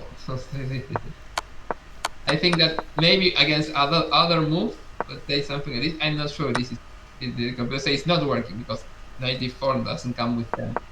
But we are threatening to play a3. This is the point. You want to put the knight there to block. So this the idea is to block. If I play a3, he goes knight e5, and this is solid. But now the sacrifice. If he plays any other move, okay, just a3. And in a normal game, I think you would miss. Normal game, but this is always in the air, no? These kind of sacrifices and stuff. Yeah, but if I was black 1600, I might not see it. Yes, and even if for some reason your opponent is okay, it is plays something like this very solid. I like White's position. This pressure against this diagonal is very annoying. He can never play bishop e6 because you just take the pawn on e6. The pawn on e6 will become very weak. Maybe here, I don't know. Maybe this is too much, but well, just develop the pieces and the position is very weak. The pawn is weak forever. This is weaker than this one. It's easier to attack this one. And he never do that. The bishop doesn't have a clear square to develop. And okay, maybe something like this. We have some attacking ideas. So this is the main way of the e5. That is very, very unpopular. E5. So we are going just straight from the main line. That is this. This is the typical way that they play. C5, castle, and A6. This is the initial tabia, let's say. Let's go for, because it's impossible to cover all the move orders. Because he can start with a lot of, he can, let's say, he can start with this, for example. And after this, you play C5, and it's kind of the same. So we're going to see ideas, not moves. So we're going to divide in classical Queen's Gambit method is A6, and if he takes right away. Yeah. Okay. If he takes, of course, we take with the pawn, and these are typical. You never take with the. No. Always take with the pawn, and we play again isolated pawn, IQP as they say, isolated queen's pawn. There are so many ways to play like this, but we're going to just to be, because that in the main line, after this we play queen e2 here, and if we take, our queen is already in e2, so we are going to see all this variation with using the queen and e2, just to for a methodological reason, we put the queen in e2. And what's our plan? Is to play rook d1, knight e5, rook d3, rook a3. Okay. This is our plan, main plan against almost everything. So we are going to see many ideas like this. Let's say a6, typical move. Okay, rook d1, maybe b5, bishop b3, something like this. And okay, we can play bishop f4, right? But the plan is always the same. Knight d5 and this rook lift. Some people say that this is more precise in this position. I tend to agree. But again, we don't care much about the moves. This that you kind of just play it in the board, but you know, at least you know the main ideas. In general, when they play, they don't do this. They go for just this kind of moves. And again, you know the ideas. The pawn is always taboo because there's a lot of tempi. And we go something like this, and this is the it's kind of easy to play this. Yeah. This B maybe, and go there. Maybe we can make him if we are lucky. Already, okay. But but if not, the position is still very good. If we fail to be made, the position we are playing. But I think it's possible because my level, though, they don't know how to. Yeah, defend. the attack is. If you see the computer rated high, it's not a stupid plan. It plays well. I know, world champions. It's not that this is just caveman style chess. No, we have control in the center. When we have total control in the center, we can go for a flank attack. Yeah. So it's not like, I don't know, that's the caveman style. This is also positional. It's normal when the IQP to put the knight in e5 is typical, and the rook lift is typical. The bishop maybe g5. Yeah. So this is our plan. And let's go for the main, because nobody takes here, by the way. It's very, very okay. This is the main line, and which is our plan? Our plan is called the Rubinstein variation. There's in this position, almost I guess all the legal moves has been played. Even e4, this is not that bad. The sacrifice in this pawn is not that bad. They take here. They play a4. They play knight c3. They play b3. I don't know. Everything was tried in this position. Taking for go to the end game. Everything. Okay, we're going for the so-called Rubinstein variation. We need to. Which is our plan? Is to not develop the knight from b1, just waiting for b5. Whenever we see b5, we put the bishop on d3. And let's say he just developed. Our main plan here. Yeah, or just go straight for c4. a4 is our plan, to go for this square. So let me put it again with arrows, more simple. We wait for b5, we put the bishop there, and we strike with a4. What's the point? No matter what, a4, because you see, with the pawn of the knight already in c3, this move is annoying. With the knight on b1, we have this lovely square. We're going to maybe someday we are going to put there a5. Maybe we can start even with a5 and go in there, and we have a lovely position. This is our main plan, to get use of the c4 square, maybe b6 square. This and pretend that this is kind of overextended. This pawn push. So this is our main plan. Queen e2. Whenever he plays b4, let's say whenever he plays b4, we go for a4. Yeah. Now we're going to see different move orders and stuff, but this is our main strategical idea. So queen e2. Again, if he takes, we know we adjust the plan. If he goes knight c6, for example, again we start with rook d1. And now in this, we can win this tempo, but the idea is the same. We go for a4. Wait, you can take the pawn if they take the bishop. Yeah, okay. Take and a4. Same ideas. If we go back, we have this lovely square. We can start with this, or we can start with b3, bishop b2, for example. These two bishops are annoying. Also, we have this square, and also the c5. Yeah, c5 looks very dangerous. It's a brochette. I don't know. I don't know if you use this word. It's a French word, but you use it a lot in Argentina. It's when you put vegetable meat and something in this stick, like a chopstick. Yeah. And you eat it. I don't know if it has many names, but yeah. This all are the vegetables and meat in this c5. Okay. So in this case, it's kind of the same. Just the same strategy. Just we win this tempo here, but it's. And if he takes, if he, instead of passing, he takes. We take, and we have these passages. Yeah. Also, now you can just play rook c4 and just eat the kebab. Maybe. The kebab, yeah, that's the other. Eat the kebab. We don't use that word. We don't have this Muslim culture here. Yeah. Don't have many Muslim immigrants or this Turkish, whatever. We use the French word brochette. Yeah, but it's the same. I know. Yeah. So even we can do this, but I prefer, first I like development. I don't want to play with troops, so I like this plan. I really like these two bishop points.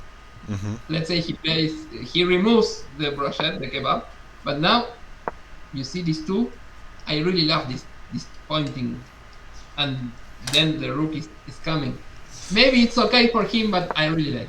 Okay, computer said that this is even better. So start with the kebab first. But kebab is always good. Yeah, kebab. It's very. I many years ago I spent two weeks in Berlin. Yeah, the kebab is very good. Yeah. In Amsterdam, I don't remember of kebab. No. I was very young. Yeah. Well, there, but I don't remember the food. I remember the girls and yeah, of course you know. I really remember that part. But in Argentina, you also got like good Latina, right? Girls? Yes. You have that. We have. But okay, well, I was very young. I was 15 years old, playing a chess world championship of my only free day. I really do whatever well, you know what I did. yeah, no. You know. Well, okay, so this I really think that either he takes or either he passed. We have good position. We have many. So remember, it's very simple strategically because it's always the same. Let's think that b5 then. Okay, our plan is to go a4. So let's try to see the best. This is his best move, keeping flexibility. And now, if we go this, we know the drill. We can play a5 to c4. Yeah. This knight is very strong, very strong. This pawn will be weak sooner or later. It's too advanced. So we can start like this, maybe this, and then there. Maybe a5 like that. And this is kind of the dream scenario for us. Even here, I like to take the pawn here because now we have, you see, many the queen side, the c5, it's very shaky for her. The best approach in this particular position is to play c4. But this also gives some concessions now because we're going to play e4 with a big center, as typical when he released the tension. He released the tension on e4. So we have this beautiful center. Remember how good is to delay the knight because before is never a problem. Yeah. Delaying the development of this knight is kind of the key approach. And in this position, our plan is very simple. We're going to play bishop g5. 92, e5, 94, and try to mate him again. Mate again. Let's move. Let's make some move. Now, for example, queen e4, it looks interesting also. But don't you lose? Ah, okay, because of the checkmate idea. The mating one. Yeah. And after this, we lift the queen, and then the knight. But then you're also pinned for life. I mean. Yeah, but it's not. If it's a knight, it's a pin. But this is an threatening mate here. Yeah. And the other have d6 square, very good for our knight. So just play h5 and then just reroute back, I think. Yeah, I bring the knight there. This is very frightening for me. Yeah, just you. Right on this. Because I get some positions like this and I completely want to attack again, but you just leave the knight and queen there for forever. Yeah, I know that this kind of things look, but I really don't believe in this kind of stuff. Yeah, I prefer to play with the piece. Just develop. Sometimes there are sacrifices there, maybe, but first I put the knight there, then I think about sacrifices. Okay. This is too tempting. Okay, computer said that this is better. I don't know why. But it's maybe the same, I think. Yeah, but he can take. Okay, this computer said that this is a bad move, but okay, yeah, I don't know. Yeah, I don't know. Well, I think that this is the same, but I really want to put the knight. Okay, yeah. I kind of understand. This is bad because this pawn is after this I will press against this pawn, maybe. Yeah. Okay. I don't know. But okay, if even I understand. Computer said that this is annoying, and now blocks my path. Yeah. Okay, but computer is very good for us. Yeah. We want to put a knight there in one way or another. Okay, let's play the computer move. We want to put a knight there. Yeah, he will not allow that one. Yeah, but I really like. I have a strong center. I will unpin here. Yeah. And then go with the other knight. Yeah. Queen f4 is coming. Well, now g4 is also interesting with the caveman attack. I not sure. Well, computer is in love with G4. Yeah. This is the best move, and now G4 is kind of winning for white. But okay, I not have the stomach to play like this. Well, yeah. I have the vision. Yeah, you need to be very sure about that. Yeah, I mean, after f3 it stops completely, right? Yeah. But still, I'm kind of I don't know. I don't like this kind of stuff. Yeah. Too much. It's like the Argentinian football match. It's too stressful. I prefer to just play more quiet. Okay. But okay, if it's winning, I tend to play more cautious. But it's a calculation contest. If you need to calculate, if it's working, it's working. G4, it looks ugly because it's open this diagonal. But sometimes you need to not to be lazy and just calculate. If it's good, it's good. Yeah, but it's also not clear here because after f6 takes f6 f6 is not, okay. For a computer it's clear. For a human it's not. I will be afraid of both colors. I understand that this king is also also like something I would totally probably try to fork them, but it's not even the best move. Yeah, that queen d5. Yeah, that's the problem. Open this diagonal. This the queen d5. Yeah. Okay. Okay. F3 sacrificing the piece. Yeah. And still alive. Okay, but this is a mess. I'm not sure if I want to play like this. But again, if it's working, it's working. For some reasons, that this and rook e1. Yeah. Okay. It's not. I'm not sure if I will play like this. It looks too complicated for me, but I understand. If the computer says it's winning, it's winning. We don't need to go for this. It's not forced. But our main plan. So we can just to put it simple. You don't need to remember stuff. After this, our main idea is to go a4. If he pushes. With bishop c3 and e4, if he b4, we go there. Again, this is very simple. And let's say if he takes here, of course we can take. No, it's not a bad move. But we also have this very interesting move here, sacrificing the pawn. It's up to you. We sacrifice the pawn. And we totally sacrifice it. And we claim, okay, I have compensation, I have a lot of development, you have all the pieces. Yeah. It's unclear, but for a human, this also looks terrifying. Yeah. It's for the line still got some moves. Okay, we can recover the pawn here, by the way. Yeah. But okay, computer said that we no recover, just keep developing. And okay, it's a matter of taste.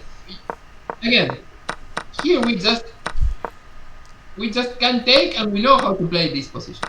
Yeah. But I know this is tempting. This is really tempting. Again, if he do this, again we know that's really this is bad.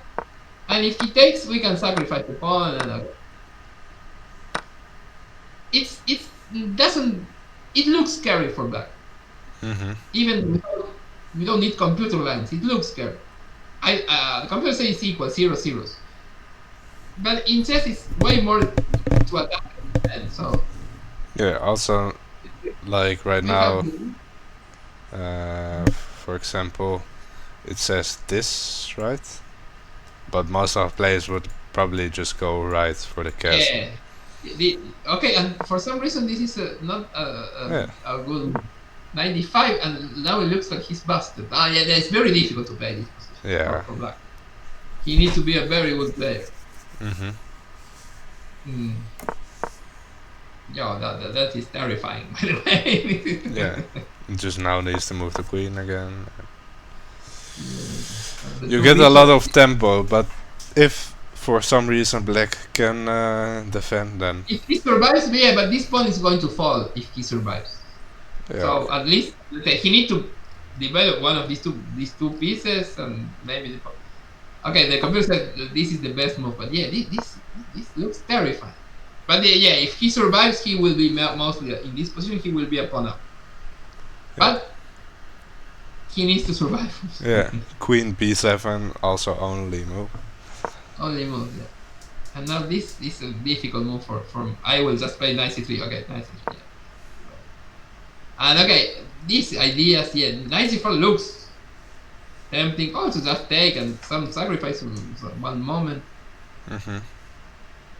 Okay, now also this is the only move here. It's any only move for him. Yeah. What if he plays something like whatever, knight d4, this looks winning. Yeah. Yeah, well. So this is, again, it's up to you. you can just, you know how to play the isolated pawn with the usual stuff. Yeah. Also, but also a4, it looks very tempting. I will go for a4. I think that it's a calculated pawn sacrifice. I don't think we can lose even. And okay, this is the best move. We can recover the pawn right away if we're kind of afraid. But I don't think we should. We just keep developing maybe. Yeah. But always there is this bailout. Okay. Well, if we push to a5, maybe then something else. a5 looks very suspicious because you're still losing time here. Yeah. Okay. I will play this in a blitz game, but okay, computers say that this is better.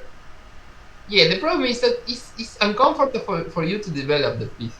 That's the bad part. Okay, now we're going to see some games. Okay, so that's just a quick note.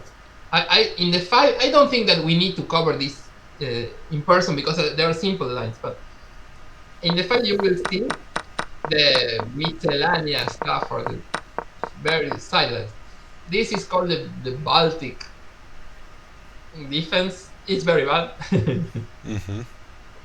We just take here. If he takes, of course, this is ridiculous. We want to play e4. It's a horrible version of some sort of Scandinavia. Yeah, what is this? So, yeah, the main point here is they take here. They only you need to remember. Okay, what's the point of Black's play? He wants us to take, win a tempo there, take, and something like this, and e5 and long cuts with some activity. This is the main point. And we have an easy way to tackle this. Instead of taking right away, we flick this check before. Now the pawn will be defended. So this endgame is horrible for him. We have pair of bishops. Maybe he will recover the pawn, yeah, but we have pair of bishops on great center. So this is not it's very bad. So c6 is more in the spirit. And now two alternatives. This is good for an endgame. See, it's only move. And we have this endgame. Two bishops. Then we are better. And if you want more active chess, we just take here and we play this e3 bishop. Again, we have two bishops. Now you see we win the tempo because the pawn is defended thanks to the check. Both are good alternatives. You can choose in the fight. Okay, this is all you need to know. It's very simple. Then the other weird stuff. Okay, this is the Chigorin. Again, it's not very good. You can face it in the Cole also, in this new order. And now this, you can face it. Now c4 is the best move. This is the same move order.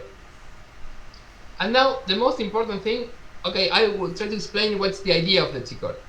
The idea of this, because Chigorin was a Russian player of the 19th century, and his theory that the knights are better than the bishops.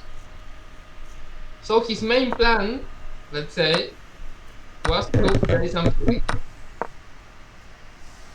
E5, this, for example, and you see he exchanged both bishops for the knight, and he claims that the knights are superior than the bishop. Again, this is 19th century. So the guy was kind of a, I don't know, alcoholic Russian gentleman. But it's like almost every chess player that time, right? Yeah, it's of the past, exactly. Well, there are some other, but yes, maybe. Bobby Fischer was also like alcoholic and. Yeah, a lot of so many suicidals. I don't. But there are examples of madmen, even mostly Russian or Soviet Union, but they got everything there. But okay. Also, me, like when I play with beer, I play better. It's most probable because you lose the stress. Yeah. You lose the thinking outside of chess, you know. Also, Mikhail Tal was world champion, also alcoholic, heavy smoker. Well, all Russians tend to like to drink. Yeah. I don't want to be stereotypical, but they kind of like it. It's true. I visit one time and in the Aeroflot plane, they were drinking like that. I was kind of scared. Yeah, they really like to drink. Yeah. Okay, but this is the main idea. So we just don't let him. I kind of like this knight b2 move. You will see in the fight, but the idea is very simple. Just stop this idea. Because now we're taking the knight. And we just that's with kind of a color stuff. Yeah, this is like a color with c4. Exactly, but the knight here is very badly placed. That's the point. It depends. Really if you go bishop d3, then it's okay. No, even there, because I don't know. Even this may be annoying. So even if you want, we can start with a3 just to stop this. Yeah, I almost do that every time. And bishop d3, and we claim that the piece there is very badly placed. It's simple chess. This looks a lot like Michael. Exactly, it looks a lot, but in the code, the black players don't like to play knight c6. It's not.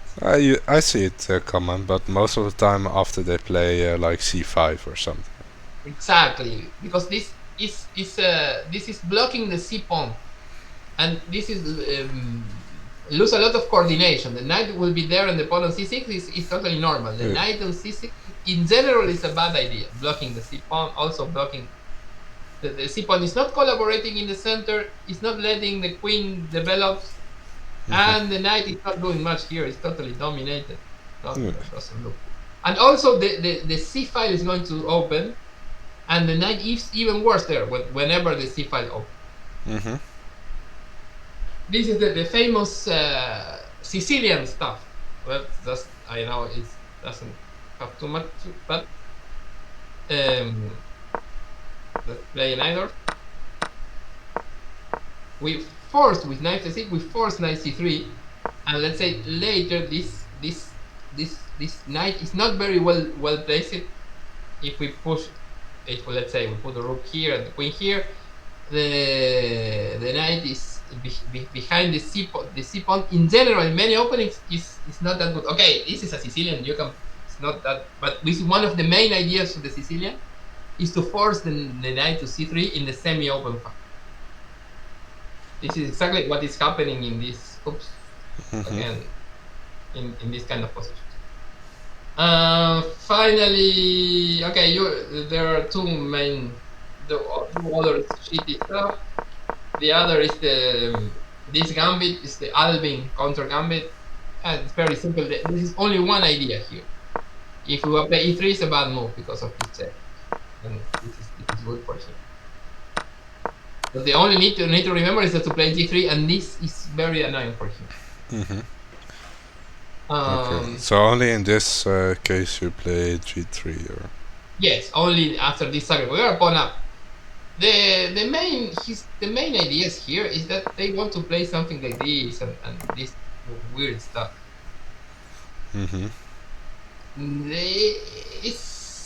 This is pre-computer era. Now this is kind of lost.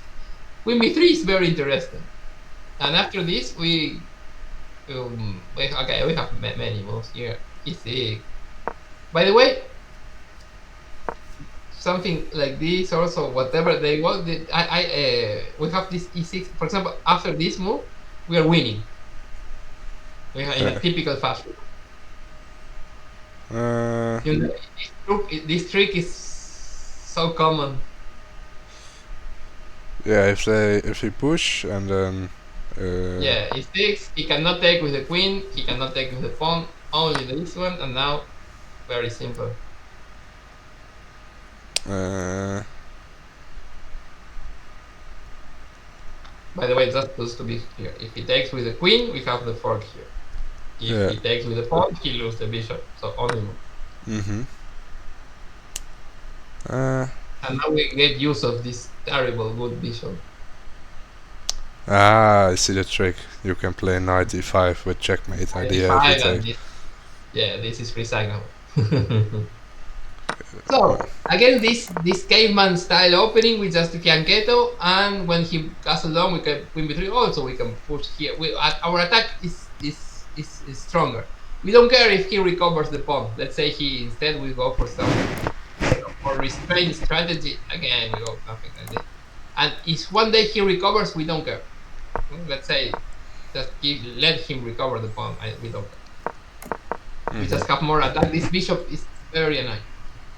And finally, this move. I cannot talk much about this. You just read the file because it's computer stuff. I remember we talked about this. They try to defend this position, claiming that even being behind 2 tempi, it's not a problem. In the file, there is totally explained. Okay. Remember, after this, I like this a3 move, threatening b4. So he needs to play a5, this kind of only move, and this position. In the file, is explaining all the tactics. This is just tactics. I cannot explain very much because it's just if he plays this, you play this. If you play this, you play this. Yeah. You have better development. The queen is badly placed, but this tactic is tactically holding. So what can we do about that? He's tactically. Yeah. He's not losing. He's kind of consolidating and getting positions that are kind of player. Okay. Top theory that is, I know it's kind of boring, and we're going to see some strategic ideas of what we played. I think that this is more important. Both are important. You need to know how to play, but I guess it's even more important to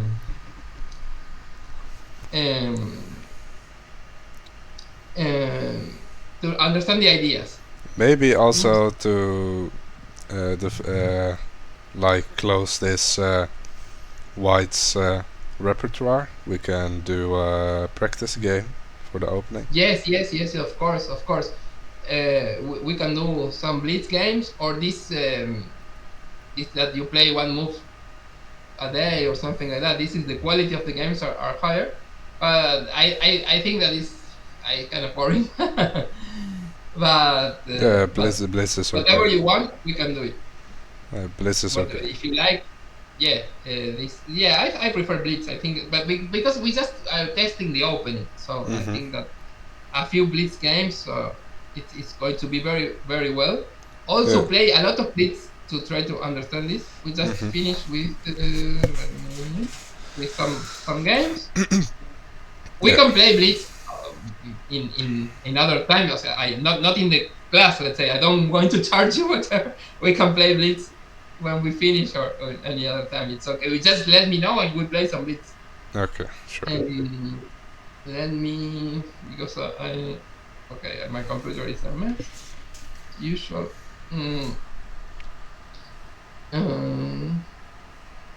Okay.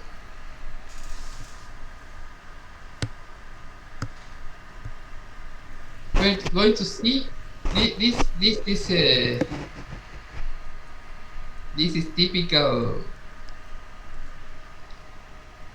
This is typical. Nikolov, Drenchev, whatever.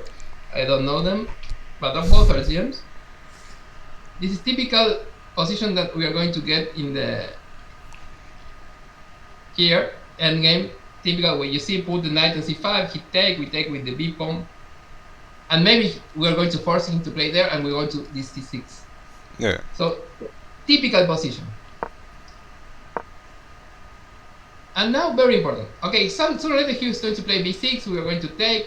He's going to play rook b7, take the pawn, and okay, this. I really think that endgames are very closely related to the opening, so it's a good idea to know how to deal with it. So let me see that you remember. Okay, let's say I play whatever, he's going to play b6 or something, and oops, and recover the pawn here. This is a good strategy for him. Maybe it's not, because it's not this. This is very dynamic, so he needs to exchange some pawns or whatever. So against this, again, even if he has one or two weaknesses, or sorry, this weakness or this weakness, we need to find some play in the king side. So how do we do something here? Remember the autobahn. This is my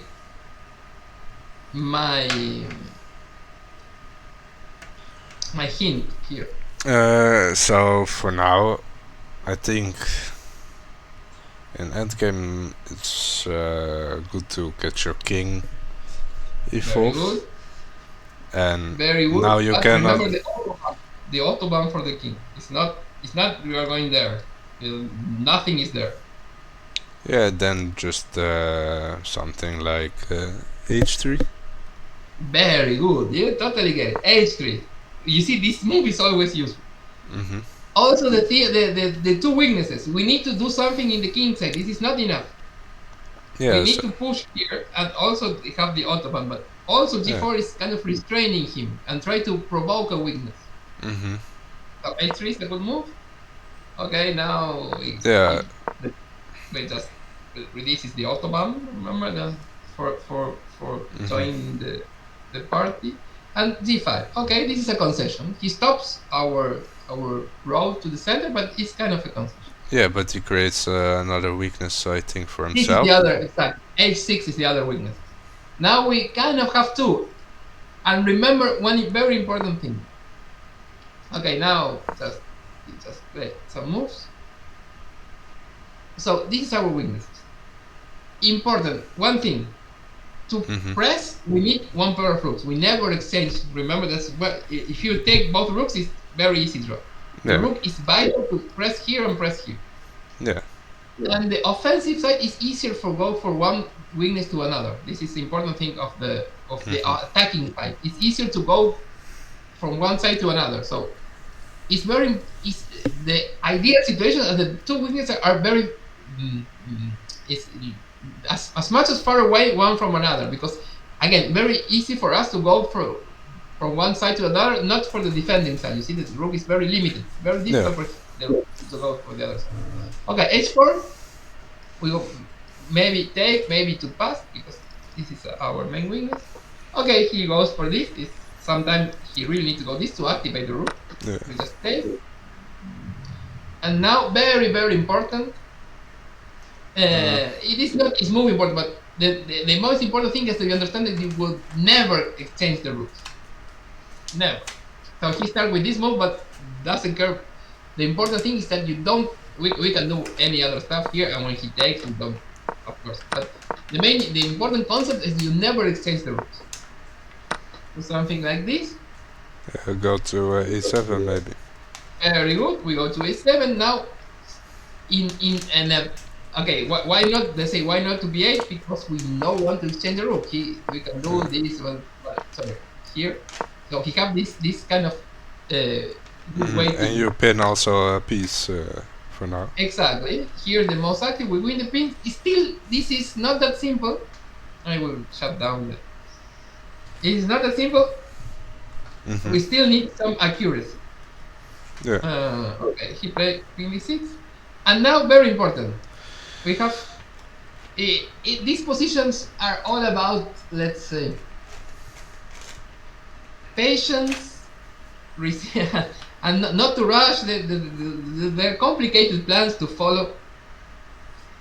So we need to kind of find an idea. Yeah, I think it's good to maybe reroute the knight and play something like f4. it's possible, but first, yeah. Also, it will be very happy at night there, no? But now it looks complicated. Yeah, but this is good. Also, we need to define if we are going to press to pass or just keep it there. This is fixing the weaknesses. But the most important thing is to try to open this file, this rank. Sorry. And our bishop is not doing much.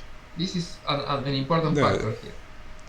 So there is a knight. I think it's not that bad of an idea to maybe play something like bishop f5. It's a good idea, but we will be a lot happier if we can take with the knight there. Yeah. And also it's not forced to take, no? But yeah, okay. There is. I thought if you maybe go like g6, you can block. Very good. G6 with this idea, because we really want to clear this file, this rank. Sorry. So bishop g6 is a very good move. Now he stops us of this idea. This idea is very annoying. You put the bishop there, because even the exchange is very good, but because now the knight can go there, so it's very difficult to defend this position. Okay, he stops our main idea. And now I don't know if this is the best move, but now we fixate. Okay, we immobilize the weakness. So h5 is kind of interesting. But of course, when you play this, it's a very committed move. We have to have a plan. And our plan is to plant in some moves a knight there. Yeah. So it's kind of a deep move, this h5. Okay, in general, it's always in endgames a good idea to fix this. He cannot. This is a weakness. He cannot move. Also, very difficult to move this. So we have these two fixed weaknesses. Now, a knight there will be tying the army forever. So after h5 has a deep idea. Okay, he played rook f8 to push f5. Yeah. And now our big idea starts. First of all, we need to stop f5 because it's kind of changing everything. So we have a prophylactical move, but it's part of our idea, how to stop f5. I mean, I think the only move is like e4. Yeah, but this is changing too much pieces. There is kind of a subtle way. Yeah, I mean, you don't want to remember, when you are better, every pawn exchange is getting him closer to a draw. We need to try to keep the pawns alive. Then bishop f5? Bishop f5 is possible. It's not a bad move. But we have a very good move, that's the point. It's difficult. It's difficult. To really stop. It makes it bad. It's not physical. This is physically stopping. This move is stopping it because it's kind of a deeper idea. Okay, we made this move, f5 is a bad move. It's possible, but it's bad, very bad. Yeah. So we want to put the knight there. Which the route? I mean, you have to come from like a3, d4 or something like this. Yeah, maybe g3 also. Yeah, so maybe this is a move that goes in this way and at the same time prevents f5. This multi-purpose move.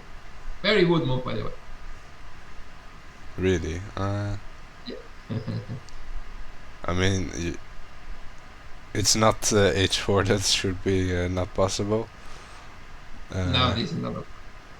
So, which move also stops that?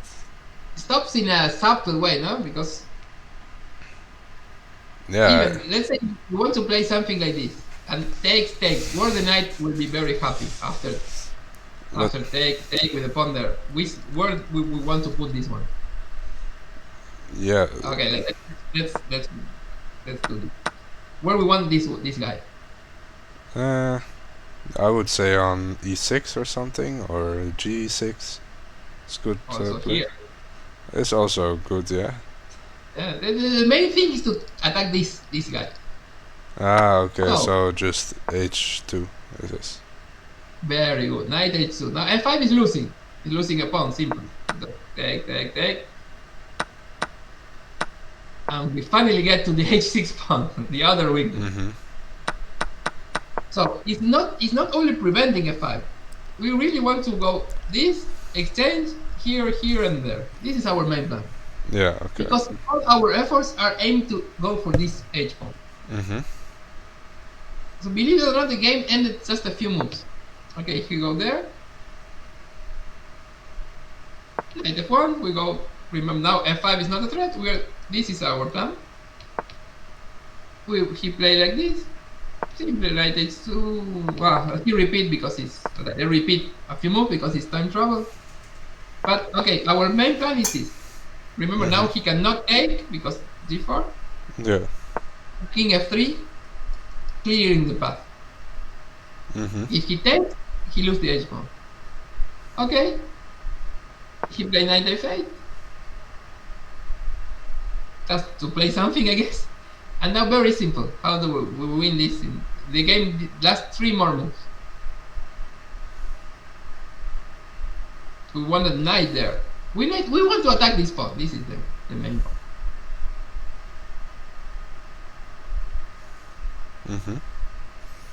How do we transfer the knight there?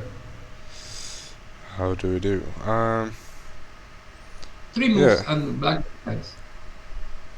Yeah, so will still be some same idea, right? Of knight f1 and. Yeah, but when I remove the knight, maybe he can take. Maybe not. I don't know. Maybe it's winning also. But when you're winning, don't give any chances to your opponent. Try to block any counter bet.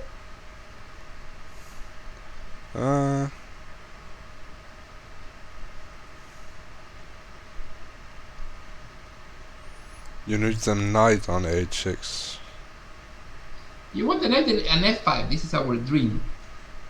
I thought maybe a rook move, but it's not the rook. The rook is very good because the knight cannot take, for example, because of rook h2. So it's very limiting the position. It's just a question of move orders. This is the plan, but you need to do the good move order.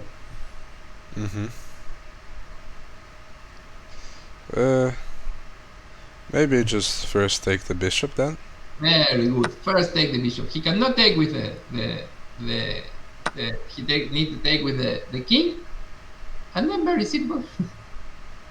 Yeah, just knight f. f5 is losing because we take and there is the check there. So he played knight e7, knight e3, and he resigns in this position. It's unstoppable. But it is very good explained of the principle of the 2 weaknesses. This is not enough. We need to create another. Yeah. Okay, it's also like a quick endgame. A little quick endgame, just not a lesson, but just there are some concepts that are universal in the game. The fix, the pawns.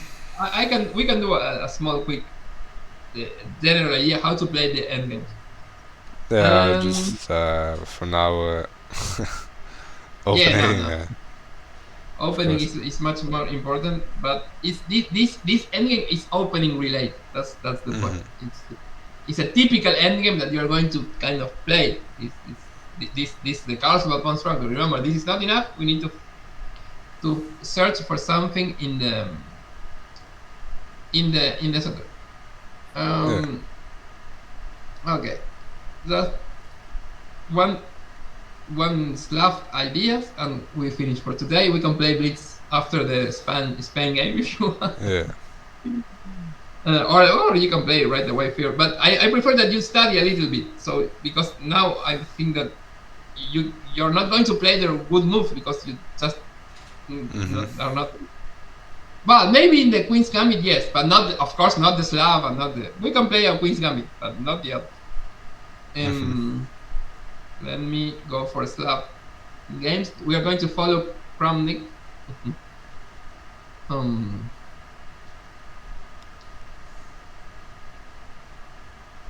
let me find the games, the Kramnik games.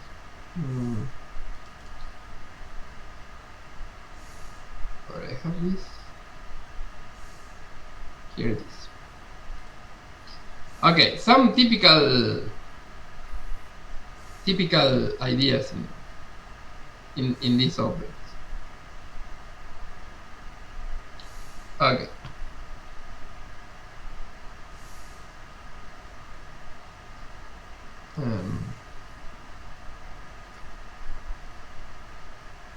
Okay. This is Kramnik against, I don't know how.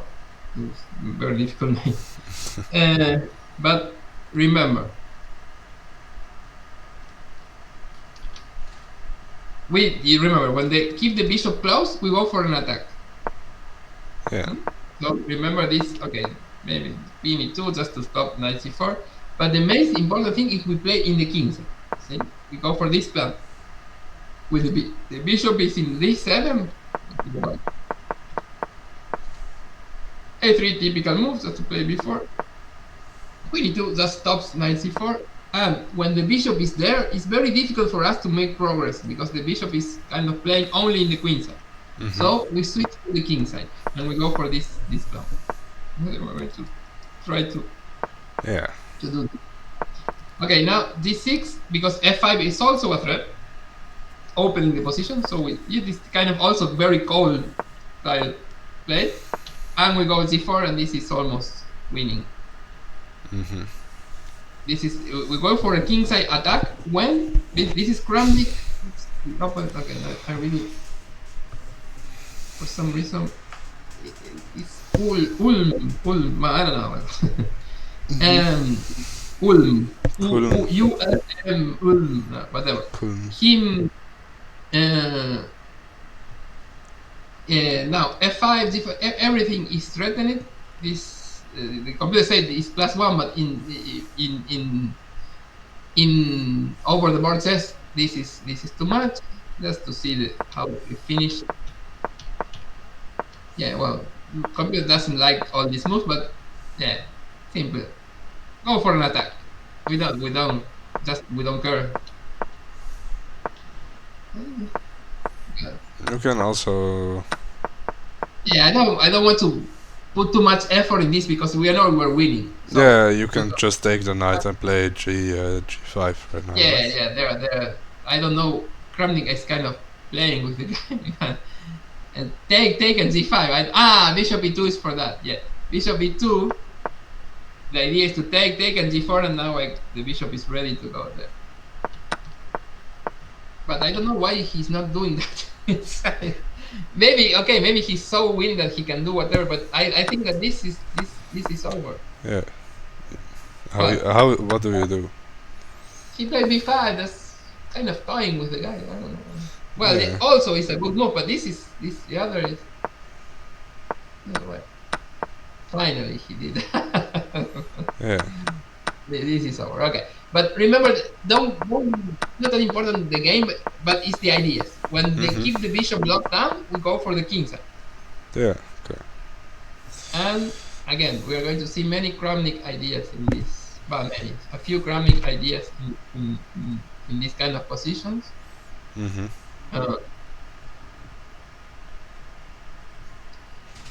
This is Kramnik Anand.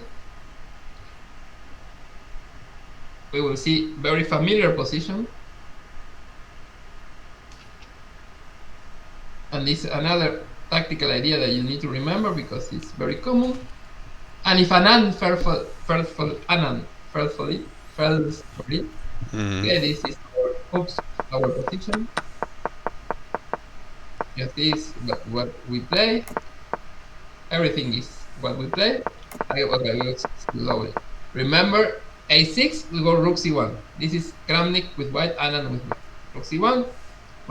Then we go e6, because he cannot. Okay, he can lose a tempo, but rook c8, we cannot go queen b3 because this is still possible. So we just develop, and now we can play queen b3.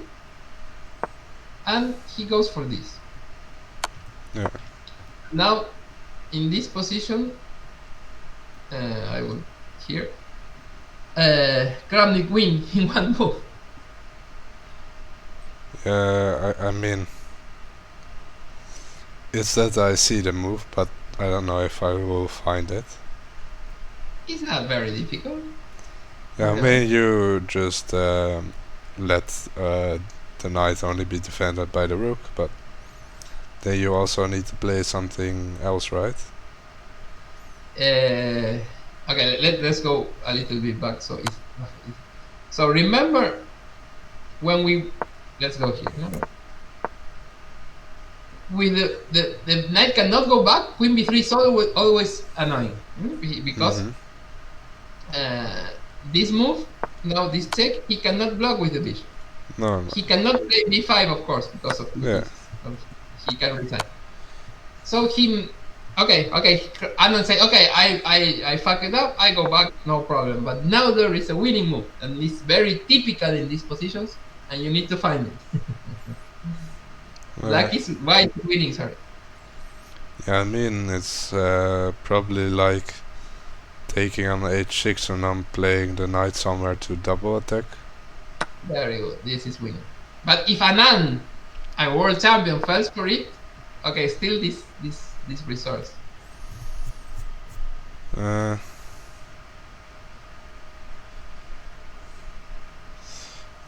probably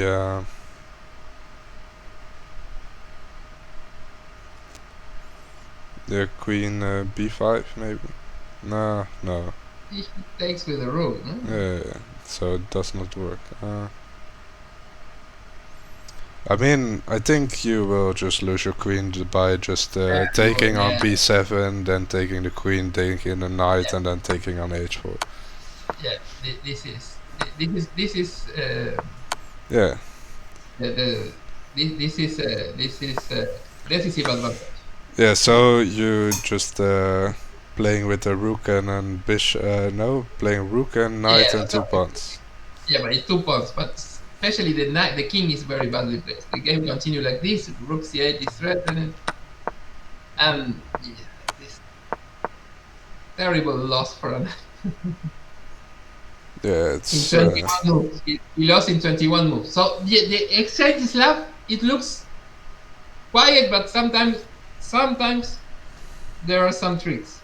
You need to be aware of that. Okay, just one final trick.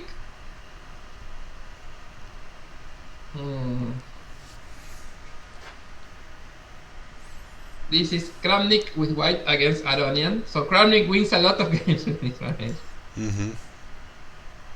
He went against Anand, and now, oops, do this.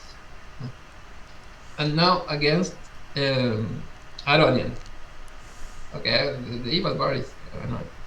Again, winning move here. For white.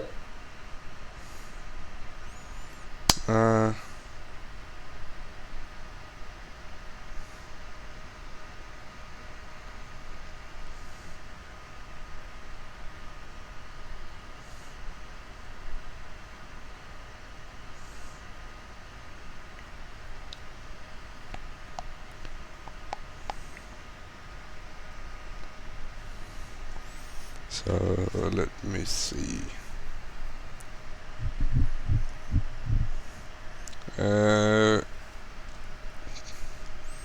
Knight takes a6. Very good. Knight takes a6. Take. Not sure if this is working. Let me try to figure out myself. Take. It's interesting, but we were a tempo down like in the good variation. So I'm not sure if it's working.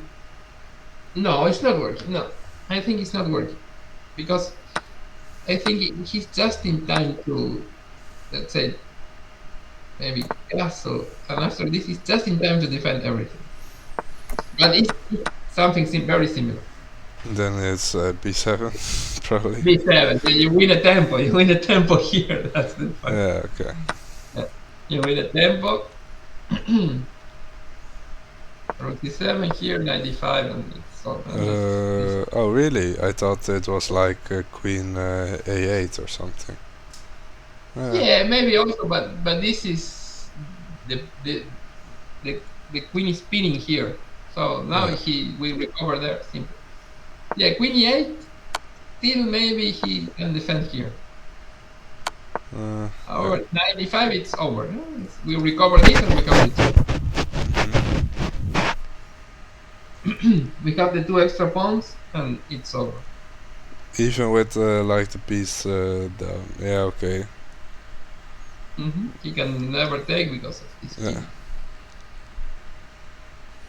Yes. Yeah, here he played guest castle, rook c6, they take, and he resigned. Here, Aranya with black. Yeah. Okay, this is more. If you want, we can play a blitz but thematically the Queen's Gambit, because I have the file already, but I am sending to you right now. But it's the same file with updated. So just need to overwrite it. Let me send it via WhatsApp. But okay, if you we can play this, but if you tell me that you kind of take a look at the file, so you kind of remember some moves. Okay, if not, we can play either way, but it will be better if you kind of remember some of the ideas. 1 second. How do I do this?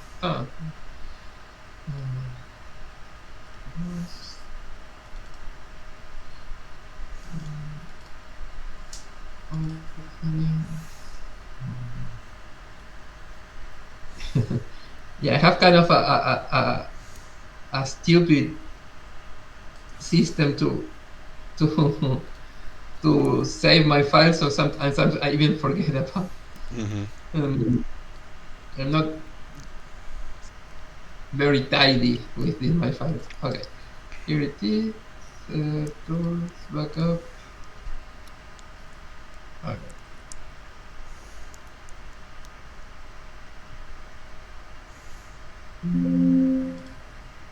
Okay. There is the updated file. I will send it here in. Oops.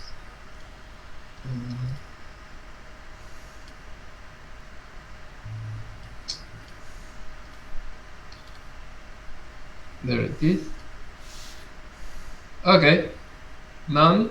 And okay, we can play just a couple of games just to feel. Sure. See if I can hold out very long. No problem. I will just, if we cannot play with while we have this classroom open, because it's kind of a cheating. Yeah. So we need to shut that up. Shut them down. Okay, now how can I do this?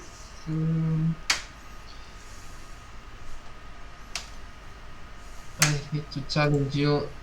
I never challenge this, so I'm not sorry. Okay, challenge. No, I don't know what's your favorite time control. No problem. I almost never play blitz because I'm. Oh, that's an issue. No, it's okay. It's okay. You can 3 with 2. Yeah, sure.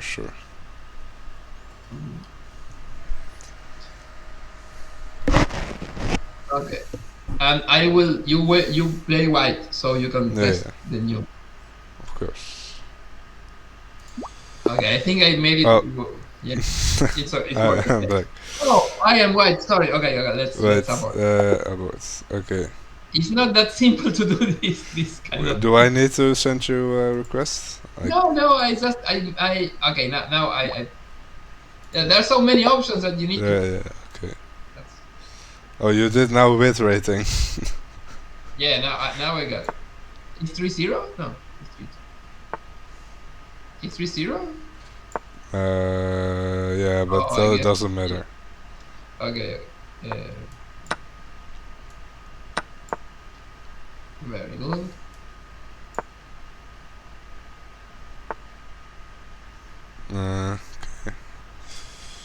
Okay. just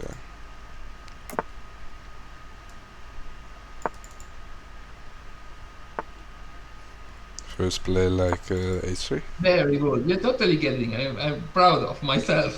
Yeah.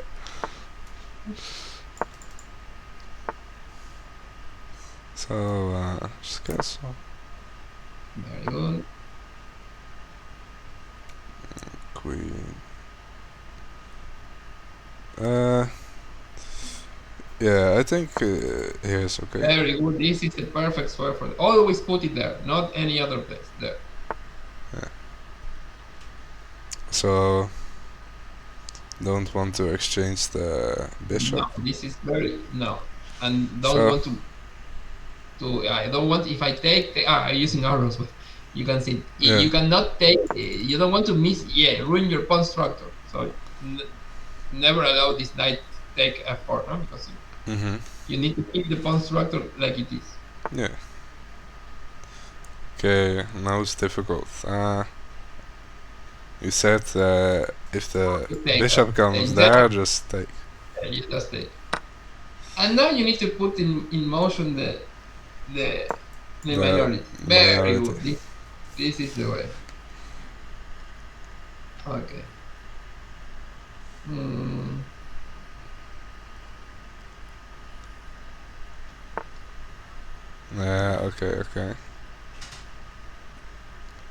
Okay. Just not too quick, you said, so... Exactly, you have to take the a3, knight a4.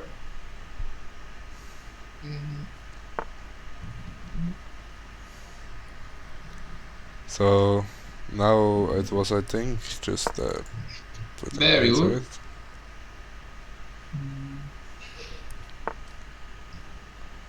Okay. Oh, I have to do something. Yeah, I know. Okay, you defended too much, so I would say probably just leave it there. But you're also controlling like c5 square, but yeah, but now remember b5 is very bad for me, so you can push. When b4 very good. This when b5 is bad, you just push. I don't think that this is good, but I'm going for some chances in the king side. That is but I have to take, right? There's no other way. Maybe now you got something. I have some ideas. You have sacrificed on h3, I think. I totally have. I'm not sure if they are good, but you need to be careful. Your opponent always is going to find. It's not going to just leave you with the attack. I don't know how to put more time in your. Well, I don't. So I think for now, I just want to get rid of the knight, I think. Yeah, this is the safe approach. Maybe not the most enterprising, but it's a safe approach. Maybe it's a little bit passive, but it's okay. It's just to protect the pawn. Yeah, really. I'm very sorry that I cannot give you more time. You have only 20 seconds. Yeah, so I need to now just don't think and just blitz everything out. Yeah, okay, so this is not looking real good, but yeah, now I just well, now it's a mess, right? Yeah, now it's a bit harder now. Even you maybe could like sacrifice rook, I don't know. Maybe I can, yes. I'm not sure also. I don't trust much the sacrifice. Well, I have 1 minute. Yeah. A lot more time than me, at least. I don't think it's working. No, but I have... No, I don't think it's working. It's a pity, but it's not working. Yeah, I almost need to pre-move here. Yeah, well, that was my fault. It was my fault that the time issue. No problem. Maybe you can like play rook a3 or something. Oh no, Yeah, I don't even have back rank checkmate. Shit. No, but in a normal game, I will just exchange queens. But yeah, yeah. I mean, but okay, here it's. But now it's like, yeah. Yeah, that's I a problem. I was lost probably after like rook h6 something Let like me. that. Okay. Oh, I shut down the classroom, but I don't know how to. But we can see this game. Just okay. I will open another classroom just because it was very good game. I'm congratulating you. You played very well. Mm-hmm. And the most important, you see how easy it is to play when you know the ideas.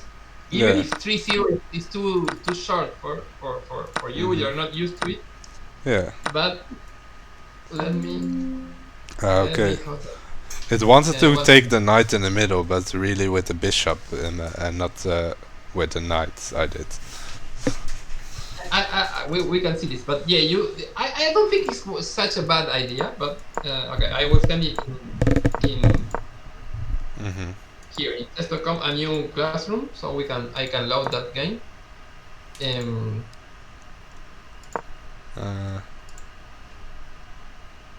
Let me, because it was you played very well. Yeah, we are going to play just. I will try to play all the possible positions, but you play very well, really. But I'm not sure how can I take back the how do I do this to recover the game? Ah, here it is. Yeah, I found it. Oh, you get 85% of accuracy, so it's very high for 3 minutes. Yeah, for 3 minutes. Okay. I still lost, but yeah. Yeah, but the time was not working in your favor. No. So let me put it in the classroom. Oh, okay. So that's very good. All these are perfect. Yeah, I need to change that one. Very rude. Okay, I don't know how to put the computer here. You see that all these moves are perfect. How do? Okay, sorry.